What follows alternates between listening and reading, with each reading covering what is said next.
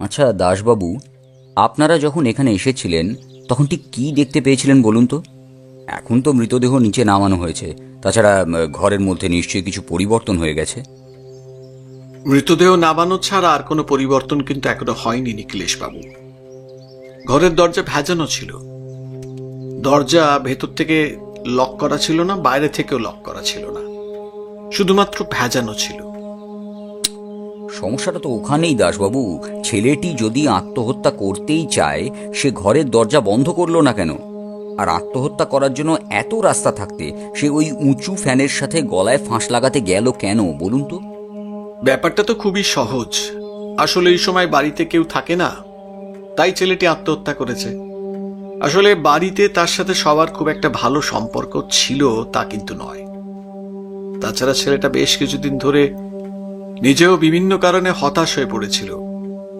যদিও এই সমস্ত কথা আমরা ওর পরিবারের লোকেদের কাছ থেকেই জানতে পেরেছি। পরিবারের লোকেরা কি ব্যাপারটাকে আত্মহত্যা বলছে? তাছাড়া আর কি হবে নিখিলেশ বাবু? ছেলেটাকে ঘরে ফ্যানের সাথে ঝুলন্ত অবস্থায় পাওয়া গেছে, এটা আত্মহত্যা ছাড়া আর কি হবে? নিখিলেশ চুপ করে কি যেন একটা ভাবতে লাগলো। আমি এতক্ষণ ধরে ওদের কথা শুনছিলাম। এবারে বললাম, তুমি বারবার ব্যাপারটাকে আত্মহত্যা বলে মানতে চাইছো কেন? তোমার কেন মনে হচ্ছে বলো তো যে এটা একটা খুন? অমরজিৎ, ঘরের মধ্যে এমন কিছু একটা আছে যেটা প্রমাণ করে দিচ্ছে ব্যাপারটা আত্মহত্যা নয়। আমি যে ব্যাপারটা পুরোপুরিভাবে ধরতে পেরেছি তা কিন্তু নয়, তবে একটা খটকা আমার মনে লেগে রয়েছে। আর তুমি তো জানো, একটা খটকা যখন আমার মনে থাকে তাহলে সেটা কখনো ভুল হয় না। নিখিলেশ বাবু, মানে এখন কি করা যায়? আমি কি মৃতদেহ পোস্টমর্টমের জন্য পাঠিয়ে দেব? আসলে আপনার জন্যই অপেক্ষা করছিলাম। আপনি তো সবটা দেখে নিয়েছেন, এবার মৃতদেহ পাঠিয়ে দিলে আমি একবার থানায় যেতে পারি। জিজ্ঞাসাবাদ তো একরকম হয়েই গেছে। আপনার যদি আলাদা করে কিছু জিজ্ঞাসা করার থাকে তাহলে আপনি জিজ্ঞাসা করে নিতে পারেন।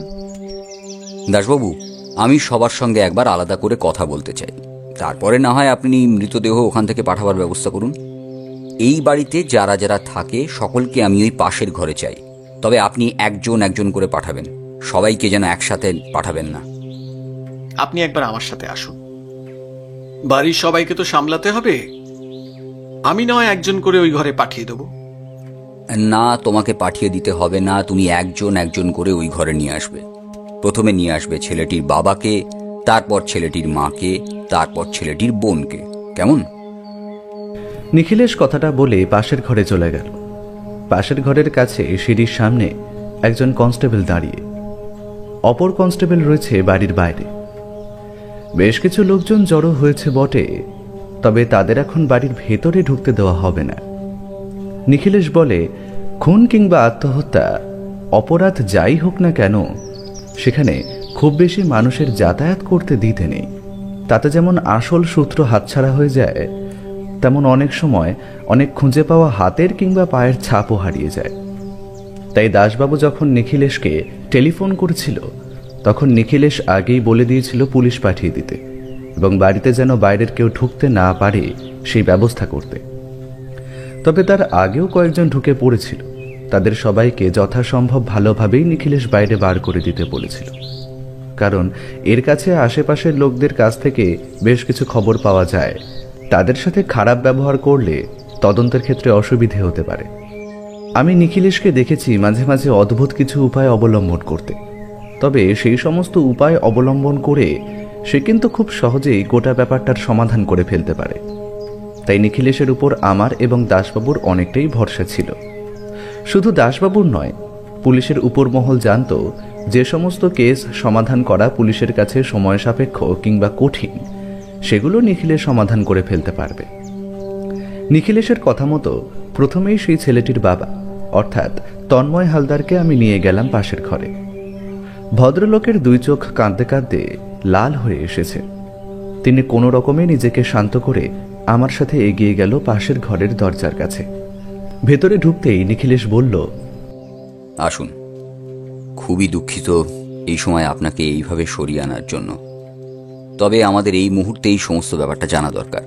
আপনি বুঝতেই পারছেন যত দেরি হবে আমাদের তত দেরি হবে তদন্ত করতে। তন্ময়বাবু নিজেকে খানিকটা সামলে নিয়েছিলেন। সামনের চেয়ারে তিনি বসতেই আমি গিয়ে বসলাম পাশে বিছানার কাছে। তারপর তিনি বললেন, না না নিখিলেশ বাবু, আপনাদের তো আপনাদের কাজটা করতেই হবে, আর আপনি যত তাড়াতাড়ি কাজ করবেন তত তাড়াতাড়ি আমি আসল সত্যিটা জানতে পারবো। কিন্তু নিখিলেশ বাবু, আমার তো মনে হচ্ছে আমার ছেলেটা আত্মহত্যা করে আমাদের ছেড়ে চলে গেল, কিন্তু আপনার এমন কেন মনে হচ্ছে ব্যাপারটা আত্মহত্যা নয়, খুন? সে ব্যাপারটা আমি নই, আপনি নিজেই বলবেন। আপনি আমার প্রশ্নের উত্তরগুলো দিন, তারপর আমি আপনাকে বলছি ব্যাপারটা কেন আমার খুন বলে মনে হচ্ছে। আচ্ছা, আপনার ছেলে কি করত? সবে পড়াশোনা শেষ করেছে। আমি তাকে আমার ব্যবসার কাজে লেগে পড়তে বলেছিলাম, তবে সেই সমস্ত ঠিক ভালো লাগতো না ওর। অন্য কিছু ভেবেছিল। ওর ইচ্ছে ছিল ছবি আঁকা শিখবে, বেশ ভালো ছবি আঁকতে পারত। ওই ঘরের দেওয়ালে যে ছবিগুলো আপনি দেখলেন সেগুলো ওরই আঁকা। তবে আপনি তো জানেন নিখিলেশ বাবু, এক ছবি আঁকা আর পয়সা রোজগার করা, এই দুটোর মধ্যে ফারাক রয়েছে। সবাই তো আর শিল্পী হতে পারে না। তবে সে সমস্ত কথা সে কিছুই শুনতো না। নিজের মতন সারাদিন কোথায় কোথায় ঘুরে বেড়াতো, সন্ধেবেলা বাড়ি ফিরত। তবে সেসব নিয়ে আমার কোনো আপত্তি ছিল না। বয়স বাড়লে নিজেই আস্তে আস্তে বুঝতে পারবে, তখন সবটাই ঠিক হয়ে যাবে। কিন্তু বেশ কিছুদিন ধরে কিছু ব্যাপার নিয়ে চিন্তিত হয়ে পড়েছিল। চিন্তিত হয়ে পড়েছিল মানে? আপনাকে কি সে কিছু বলেছিল? মানে আপনার হঠাৎ করে এমনটা মনে হলো কেন? মনে হলো তার কারণ নিখিলেশ বাবু, ওই সপ্তাহখানেক ধরে ছেলেটা বারবার বলছিল আমার ব্যবসার কাজে আবার যাবে, আর ছবি সে আঁকবে না। হঠাৎ করে তার ছবি আঁকার থেকে এভাবে মন উঠে যাওয়ায় ব্যাপারটা নিয়ে আমিও চিন্তিত হয়ে পড়েছিলাম। আপনার ছেলে কি আপনাকে এ বিষয়ে কিছু বলেছিল? মানে তার হঠাৎ ছবি আঁকায় অনীহা হয়ে যাওয়ার ব্যাপারে কিছু বলেছিল? যতদূর শুনেছিলাম, একটা ছবির এক্সিবিশনে আমার ছেলের কিছু ছবি যাওয়ার কথা ছিল। সে ব্যাপারে কোনো একটা সমস্যা হয়ে যায়, তার মন ভেঙে গেছিল। অন্তত আমি তো এটাই জানি, কিন্তু তার চেয়ে বেশি আর তো কিছু আমি জানি না। তার মানে আপনি মনে করছেন যে ওই এক্সিবিশনে ছবি না দেওয়ার ব্যাপারটাই তাকে এরকমভাবে হতাশ করেছিল, আর সেই কারণেই কোনোভাবে মানসিক কষ্ট তাকে আত্মহত্যা করতে উদ্বুদ্ধ করে, তাই তো? দেখুন, আপনি যখন মনে করছেন এটা আত্মহত্যা নয়, এটা খুন, তখন আপনার চিন্তার উপরে আমি আর কোনো কিছু বলতে চাইছি না। কিন্তু হঠাৎ করে আমার ছেলেকে এভাবে কেউ খুন করতে যাবে কেন? আপনি যখন ব্যাপারটাকে আত্মহত্যা বলে মনে করছেন তখন সে ব্যাপারটা আমিও খেয়াল রাখব, কিন্তু আপনার কথাগুলি খুবই গুরুত্বপূর্ণ। আপনার কথার উপর ভিত্তি করে এই কেসে আমরা এগিয়ে যেতে পারবো। আচ্ছা, আপনার পরিবারে আপনার ছেলের সাথে সবথেকে বেশি কার কথা হতো?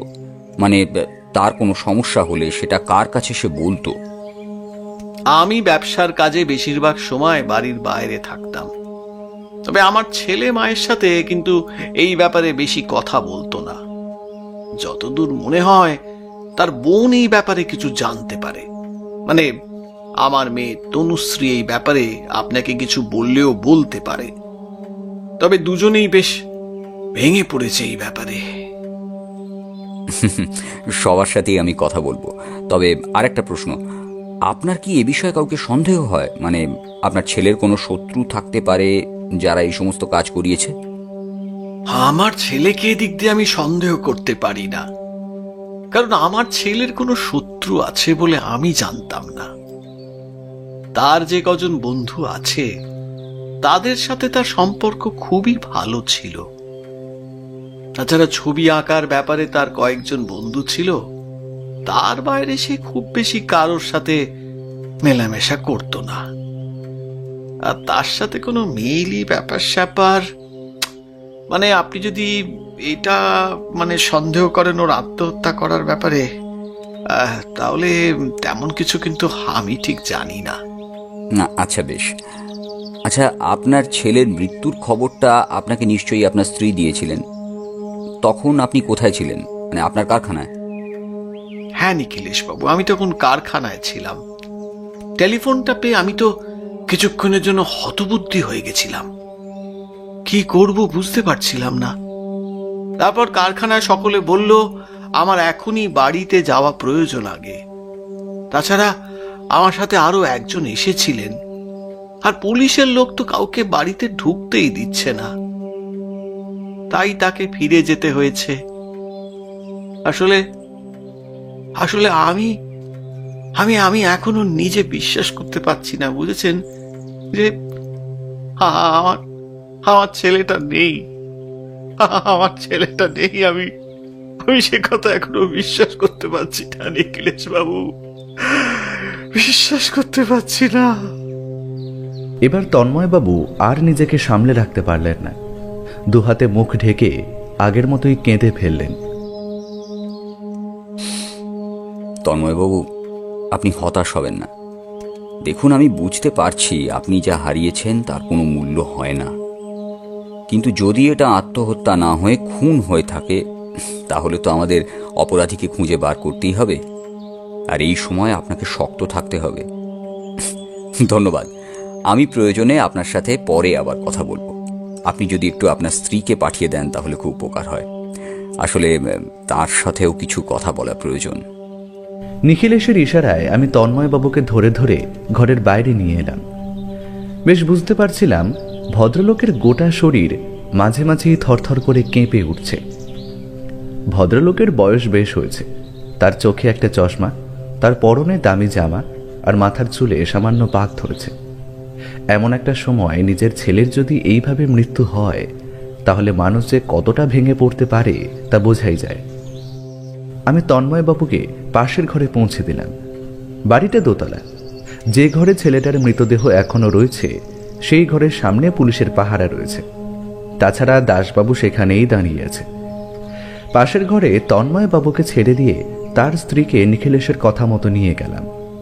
নিখিলেশ উঠে গিয়ে জানলার ধারে বাইরের দিকে তাকিয়ে দাঁড়িয়েছিল। ভদ্রমহিলা ঘরে এসে ঢুকতেই নিখিলেশ চেয়ারটা দেখিয়ে তাকে বসতে বলল। তারপরে বলল, আচ্ছা, আপনার নামটা কি যেন? আসলে আপনার নামটাই আমার জানা হয়নি। আমার নাম মাধবী হালদার। আপনি আমাকে কেন ডেকেছেন নিখিলেশ বাবু? এই ব্যাপারে আমি সত্যিই কিছু জানি না। আমি জানি মাধবী, এই সময় আপনাদের এই সমস্ত প্রশ্ন করা ঠিক নয়, কিন্তু আমায় তো আমার কাজটা করতেই হবে। আচ্ছা, এই গোটা ব্যাপারটা কেন হলো বলে আপনার সন্দেহ হয়? ছেলেটা বেশ কিছুদিন ধরেই বেশ চিন্তিত হয়েছিল। ভালো করে খেত না, ঘুমোতো না, এমনকি সবার সাথে ভালো করে কথাও বলতো না। কোনো একটা ব্যাপার নিয়ে যে সে চিন্তিত হয়ে পড়েছিল সেটা বুঝতে পারছিলাম, তবে এমন কিছু যে ঘটে যাবে সেটা আমি ভাবতে পারিনি। আপনার স্বামীর কাছ থেকেও এমন কথাই আমরা জানতে পেরেছি। আপনার ছেলে বেশ চিন্তিত ছিল বেশ কিছুদিন ধরে, কোনো একটা ব্যাপার নিয়ে হতাশায় ভুগছিল। কিন্তু আপনারা সবকিছু দেখলেন, তারপরে চুপ করে থাকলেন কেন? আমরা চুপ করে থাকিনি নিখিলেশ বাবু। সে আমাদের কোনো কিছুই বলতে চাইতো না, নিজের মতোই থাকতো। সপ্তাহখানেক ধরে ঘরের মধ্যে দরজা বন্ধ করে বেশিরভাগ সময় কাটাতো। খেতে ডাকলে সময় মতো খেতে আসতো না। উনি সারাদিন বাড়ির বাইরে থাকেন। আমি, আমার মেয়ে আর আমার ছেলেটাই সারাদিন বাড়িতে থাকতাম।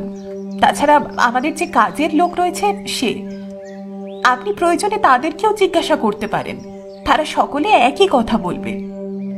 অর্থাৎ আপনি মেনে নিচ্ছেন যে ব্যাপারটা আত্মহত্যা?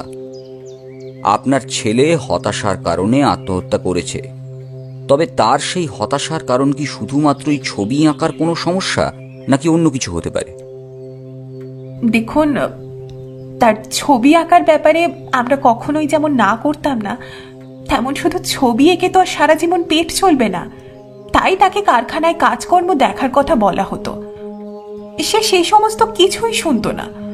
একটা সময় এসে সবকিছুই বুঝতে পেরে যাবে। কিন্তু সপ্তাহ 2 থেকে কোনো একটা কারণে ভেঙে পড়ে। সারাদিন বাড়িতে থাকতো অথচ ছবি আঁকতো না। সে নিয়ে আমরা কিছু জানতে চাইলে বলতো ভালো লাগছে না।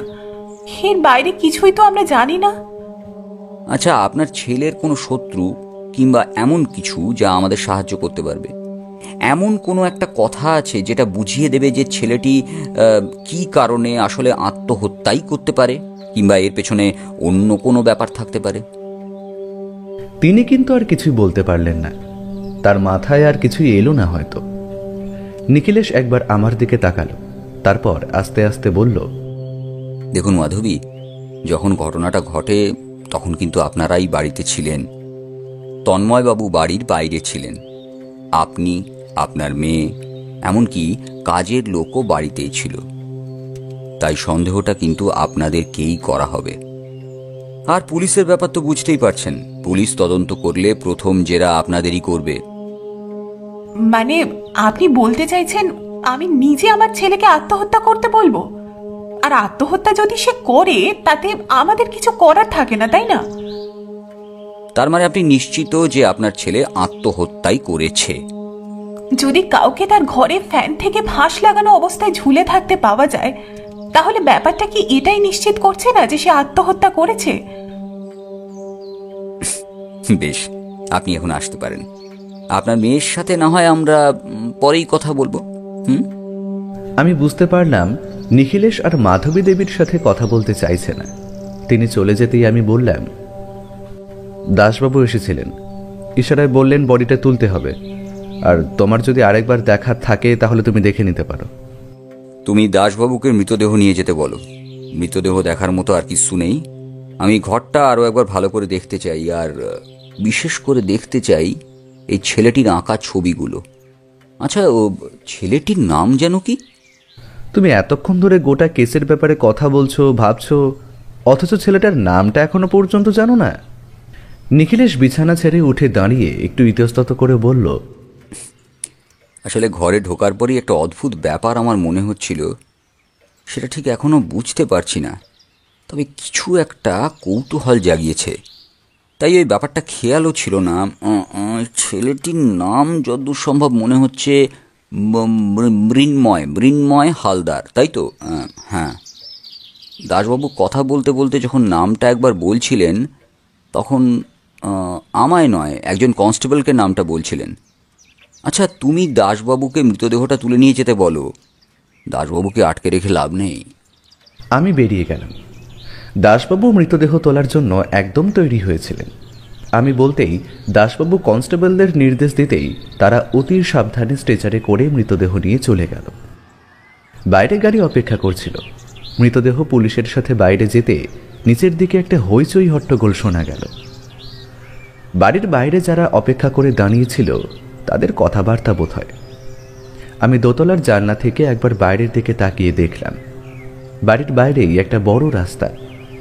বড় রাস্তার ধারে বেশ লোকজন জমা হয়েছে, পুলিশও রয়েছে বেশ কিছু। মৃতদেহ নিয়ে গিয়ে তোলা হলো একটা গাড়িতে। দাসবাবু কিছু একটা নির্দেশ দিয়ে আবার ভেতরের দিকে ঢুকে গেলেন। পেছনের দিক থেকে একটা মেয়েলি গলায় কথা শুনে তাকিয়ে দেখলাম একটা বছর 15-16 মেয়ে এসে দাঁড়িয়েছে। আমাকে তাকাতে দেখে একটু থতমত খেয়ে বলল, আপনি গোয়েন্দা বাবু তো? আমার দাদা আত্মহত্যা করতে পারে না, ওকে কেউ একটা খুন করেছে। কথাটা বলতে বলতেই নিখিলেশ ব্যালকনির অন্য পাশের ঘর থেকে বেরিয়ে এলো। ঠিক তখনই ভেতর থেকে তন্ময় হালদারের কথা শোনা গেল। হরিহর কোথায় গেল? এখনো ফিরল না কেন? নিখিলেশ আমাদের দিকে এগিয়ে আসতে আসতে বলল, আচ্ছা অমরজিৎ, তুমি কি এ বাড়ির কাজের লোকটিকে এখানে আসার পরে দেখেছিলে? আমি তো এখানে আসার পর তাকে দেখিনি। দাসবাবু একবার তন্ময়বাবুকে জিজ্ঞাসা করতে উনি বলেছিলেন উনি নাকি কোনো একটা কাজে বাইরে গিয়েছে, এক্ষুনি এসে পড়বে। কিন্তু তার এক্ষুনি এসে পড়া এখনো হলো না। ব্যাপারটা কেমন অন্যরকম লাগছে। লোকটি এসবের সাথে জড়িত নেই তো? বলা যায় না তো অমরজিৎ। আচ্ছা, বাড়ি থেকে কোনো কিছু চুরি হয়নি তো? গোটা ব্যাপারটা কেমন যেন একটা জটিল হয়ে উঠছে আস্তে আস্তে। একটা খুন যেটা দেখতে আত্মহত্যার মতো মনে হচ্ছে, তাছাড়া একজন ছেলে যার ছবি আঁকার শখ রয়েছে, অথচ কোনো কারণে মাঝখানে কিংবা তার কম সময় ধরে তাকে হতাশ দেখাচ্ছিল। সবকিছু কেমন যেন একটাই সুতোয় বাঁধা। ওই সুতোটা ধরে টানতে পারলেই সবটা সামনে বেরিয়ে আসবে। যে মেয়েটি আমার কাছে এসে কথা বলছিল সে ততক্ষণে ঘরের ভেতরে চলে গিয়েছে। সে বোধহয় আমায় কথা বলতে দেখে সামান্য ভয় পেয়ে গেছে। তার কথা মনে পড়তেই বললাম, এই নিখিলেশ, আমার মনে হয় তন্ময়বাবুর মেয়েটি আমার কাছে এসেছিল। সে বলছিল তার দাদা নাকি আত্মহত্যা করতে পারে না, তাকে নাকি কেউ খুন করেছে। কিন্তু হঠাৎ করে ওই মেয়েটি এমন কথা বলতে গেল কেন? নিখিলেশ সেই কথার প্রসঙ্গ বদলে বলল, তোমারও তো মনে হয় এটা আত্মহত্যাই, তাই না? তাহলে আমার দলে অন্তত একজনকে আমি পেলাম। মেয়েটার সাথে কথা বলতে হবে অমরজিৎ, তবে তার আগে এই কাজের লোকটির ব্যাপারে খোঁজ নেওয়া প্রয়োজন। দাসবাবু একজন কনস্টেবলের সাথে কথা বলতে বলতে সিঁড়ি দিয়ে উঠে আসছিলেন। তাকে দেখতে পেয়ে নিখিলেশ বলল, দাসবাবু, একটা কথা বলুন, তন্ময়বাবুর বাড়ির কাজের লোক হরিহর, সে কোথায়? আরে সে কথাই তো বলছি। আশেপাশে লোকেদের কাছ থেকে জানা গেল খবরটা তন্ময়বাবুকে দিয়ে, এবং তন্ময়বাবু স্ত্রী মেয়ে ফিরে আসার পর সে কোনো কারণে বাইরে বেরিয়ে যায়। তারপর থেকে তাকে আর কেউ দেখতে পায়নি। ব্যাপারটা বেশ অদ্ভুত। মৃন্ময় যদি আত্মহত্যা করে তাহলে হঠাৎ করে হরিহর কোথায় গেল? আর যদি ব্যাপারটা খুন হয় তাহলে হরিহরের এতে লাভ কি? একবার জিজ্ঞাসা করুন তো, তার ঘর থেকে কিছু চুরি হয়েছে নাকি? সে ব্যাপারটা আমরা আগেই দেখে নিয়েছি নিখিলেশ বাবু। কোথাও কোনো কিছু চুরি হয়নি, সবকিছু ঠিক আছে। কিন্তু হরিহর কোথায় গেল সেটাই বুঝতে পারছি না। আপনি কি এখনো ব্যাপারটাকে খুন বলেই মনে করছেন? আচ্ছা বেশ, আপনি যখন ব্যাপারটাকে আত্মহত্যা বলেই মনে করছেন, তখন আমিও আত্মহত্যা বলেই মেনে নিচ্ছি। এখন প্রশ্ন কিন্তু দুটো থেকে যাচ্ছে। হরিহর কোথায় গেল? যদি পালিয়ে গিয়ে থাকে তাহলে কেন পালালো? আর দ্বিতীয় প্রশ্ন, আত্মহত্যা করে থাকলে সে ঘরের দরজা বন্ধ করে নিয়ে আত্মহত্যা করবে, ঘরের দরজা খোলা রেখে সে আত্মহত্যা করতে যাবে কোন দুঃখে? মেনে নিচ্ছি সে সময় বাড়িতে কেউ ছিল না কাজের লোকটিকে ছাড়া, কিন্তু কাজের লোকটি যদি ওই সময় এসে পড়তো? আমার মনে একটা প্রশ্ন বারবার আসছে নিখিলেশ। যদি কাজের লোক বাড়িতে থাকার সময় আত্মহত্যা কিংবা খুন যে কোনো একটা হয়ে থাকে, তাহলে তখন কাজের লোকটি কোথায় ছিল? না নিখিলেশ, এই হরিহর নামের কাজের লোকটার উপর কিন্তু সন্দেহ বেড়ে যাচ্ছে। কি যেন চিন্তা করছিল সে। ততক্ষণে তন্ময়বাবু আবার বাইরে বেরিয়ে এসেছেন। বেরিয়ে এসে তিনি বললেন, শিমুলবাবু, হরিহরকে কোথাও পাওয়া যাচ্ছে না, কিন্তু হরিহর হঠাৎ কোথায় গেল সেটাও বুঝতে পারছি না। আপনি এখানে এসে কি হরিহরকে দেখতে পেয়েছিলেন, নাকি আপনি এখানে আসার আগে থেকেই যা হওয়ার তা হয়ে গেছে? অদ্ভুত ব্যাপার। নিজেই তো আমায় কারখানায় টেলিফোন করেছিল, আমায় প্রথম খবরটা দেয়, কারণ আমার স্ত্রী এবং মেয়ে কোথায় গেছিল সেটা তার জানার কথা নয়। কিন্তু বাড়িতে এসে আমি তাকে দেখতে পাইনি। তন্ময়বাবুর পেছনে এসে একপাশে দাঁড়ালো। তার বয়স বেশি হলেও তাকে দেখে কিন্তু মনে হয় 17। সে পেছনে এসে দাঁড়াতেই আমি বললাম, তুমি কিছু একটা বলছিলে না তখন? দাদা আত্মহত্যা করেনি, দাদা আত্মহত্যা করতে পারে না, সবই ওই ছবিটার জন্য হয়েছে। এই কথায় আমরা কিন্তু অবাক হয়ে গেলাম। ছবিটার জন্য? কোন ছবিটার জন্য? নিখিলেশ আর দাসবাবু একে অপরের মুখ চাওয়াচাই করল। তন্ময়বাবু অবাক হয়ে তাকে পেছন থেকে সামনের দিকে টেনে আনলেন। তারপরে বললেন, কোন কোন ছবির কথা বলছিস তুই? দাদা আসলে একটা ছবি আঁকছিল, ছবিটা আমি দেখেও ছিলাম। ওই ছবিটা কিন্তু দাদার ঘরে ছিল, কিন্তু এখন ওখানে নেই। কথাটা শুনে নিখিলেশ তন্ময়বাবুকে নিয়ে তাড়াতাড়ি আবার ঘরের ভেতরে গিয়ে ঢুকল। তারপর উত্তেজিত স্বরে বলল, কোথায় ছিল এই ছবিটা? ওই যে ওই দাদার টেবিলের উপরে ছবিটা ছিল। দাদা আমাকে বলেছিল যে ছবিটা নাকি খুব দরকারি একটা ছবি। ওই ছবিটা দাদা আর্ট এক্সিবিশনে দেওয়ার কথাও বলেছিল। তুমি কি এটা জানো যে ছবিটা ওখান থেকে কোথায় গেল? আর ছবিটা আবার শেষবার কখন দেখেছিলে তুমি? আজকেও দেখেছিলাম, দাদা ছবিটা একটা কাগজ দিয়ে মুড়ে রেখেছিল, কিন্তু সেটা কোথাও একটা নিয়ে যাওয়ার কথা চলছিল। তারপর আমি বাড়িতে এসে ছবিটা কিন্তু আর দেখতে পাইনি। সর্বনাশ! তাহলে কি কেউ এই বাড়িতে এসেছিল আর ছবিটা নিয়ে চলে গেছে? দাসবাবু, এক্ষুনি বাইরে যান, গিয়ে দেখুন জমা হওয়া লোকেদের মধ্যে কেউ হরিহরকে শেষবার বেরিয়ে যেতে রেখেছিল কিনা, আর যদি সেটাই হয় তাহলে তার হাতে কিছু ছিল কিনা। নিখিলেশের কথায় দাসবাবু তখনই বাইরে বেরিয়ে গেলেন। নিখিলেশ চিন্তিত মনে ঘরের ভেতর ঘুরতে লাগলো। তার মুখ দেখে বোঝা যাচ্ছিল বেশ চিন্তা এসে জমা হয়েছে তার চোখে মুখে। ঘরের একপাশে বিছানার উপরে চুপ করে বসেছিলেন মৃন্ময় হালদারের মা মাধবী দেবী। তিনি কাঁদছিলেন না, তবে তার মুখ দেখে বোঝা যাচ্ছিল তিনি ভীষণ ভেঙে পড়েছেন। ঘরের মধ্যে কোথাও কোনো শব্দ নেই। খোলা জানলা দিয়ে দুপুরের রোদ ভেতরে এসে ঢুকেছে।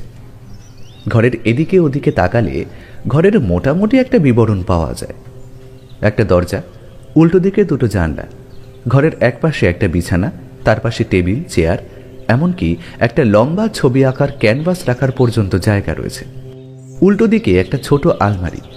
ঘরের অন্য পাশে দেওয়ালের ছোট্ট একটা কূপের মধ্যে ছোট ছোট কিছু মাটির পুতুল। একটা আলনা, তাতে ইতস্তত জামা কাপড় ছড়িয়ে রাখা রয়েছে। ঘরের একপাশে একটা টেবিলের ওপর বেশ কিছু বই গুছিয়ে রাখা। এছাড়া যেটা রয়েছে সেটা হলো ঘরের গোটা দেওয়াল জুড়ে অজস্র ছবি। অন্তত কম করে 4টে দেওয়াল মিলিয়ে 13টা ছবি তো হবেই। তার সবগুলোই যে হাতে আঁকা তা কিন্তু সামনে থেকে দেখলে বোঝা যায়।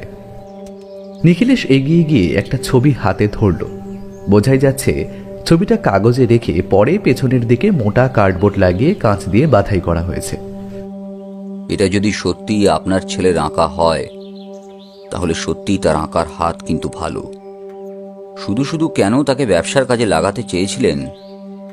এঁকেও তো বেশ কিছু দূর যাওয়া যায় তন্ময়বাবু। আমি কখনোই ওকে পুরোপুরি আঁকতে বারণ করতাম না। আমি বলতাম ব্যবসার কাজ সামলাতে তার পাশাপাশি আঁকা নিয়ে থাকতে। কিন্তু এখন কি করা যায় দাসবাবু? ছেলেটা তো আমার চলে গেল, আর এসবের পেছনে যদি কেউ থেকে থাকে তাহলে কি তাকে আমরা খুঁজে পাবো না? হরিহরি বা কোথায় গেল? আগে হরিহরকে খুঁজে বার করতে হবে। হরিহরকে খুঁজে বার করতে পারলে এই সমস্ত কিছুর একটা সমাধান পাওয়া যাবে। আমার দৃঢ় বিশ্বাস ব্যাপারটা খুন, আর সেই খুনের পেছনে একটা মোটিভ তো থাকা দরকার। আপনার ছেলের ঘর থেকে ছবিটা চুরি গিয়েছে, কিন্তু সেটা চুরি করলো কে আর কেনই বা চুরি করলো? আমার মাথায় কিছু ঢুকছে না নিখিলেশ বাবু, আমি কিছু বুঝতে পারছি না। এখন আপনি শুধু বলে দিন আমি কি করব? এখন আমাদের করণীয় কি? কিছু না তন্ময়বাবু, আপনি কয়েকদিন কারখানায় যাবেন না, বাড়িতেই থাকবেন। বিশেষ করে আপনার ছেলের ঘর আর এই ছবিগুলোর দিকে একটু নজর রাখবেন, আর চেষ্টা করে দেখবেন বাড়ির কোথাও ওই ছবিটা পাওয়া যায় কিনা, যেটা একটা কাগজ দিয়ে মোড়া রয়েছে। এতক্ষণ ধরে চুপ করে আমাদের সমস্ত কথা শুনে চলেছিলেন মাধবী দেবী। এবারে তিনি বললেন, হ্যাঁ নিখিলেশ, একটা কথা আপনাকে বলতে ভুলে গিয়েছিলাম। ছেলেটা আমায় বলেছিল যে কিছুদিনের মধ্যে ও এমন কিছু একটা করতে চলেছে যেটা ওর জীবনের মোড় ঘুরিয়ে দেবে। তারপর হয়তো ও পুরোপুরিভাবে ওর বাবার কারখানায় গিয়ে কাজ করবে, আর না হলে ছবি আঁকবে। হঠাৎ করে তার এমন পরিবর্তনের কারণ আমি কিন্তু কিছুই বুঝতে পারিনি। ব্যাপারটা বড় আশ্চর্যের মনে হচ্ছে।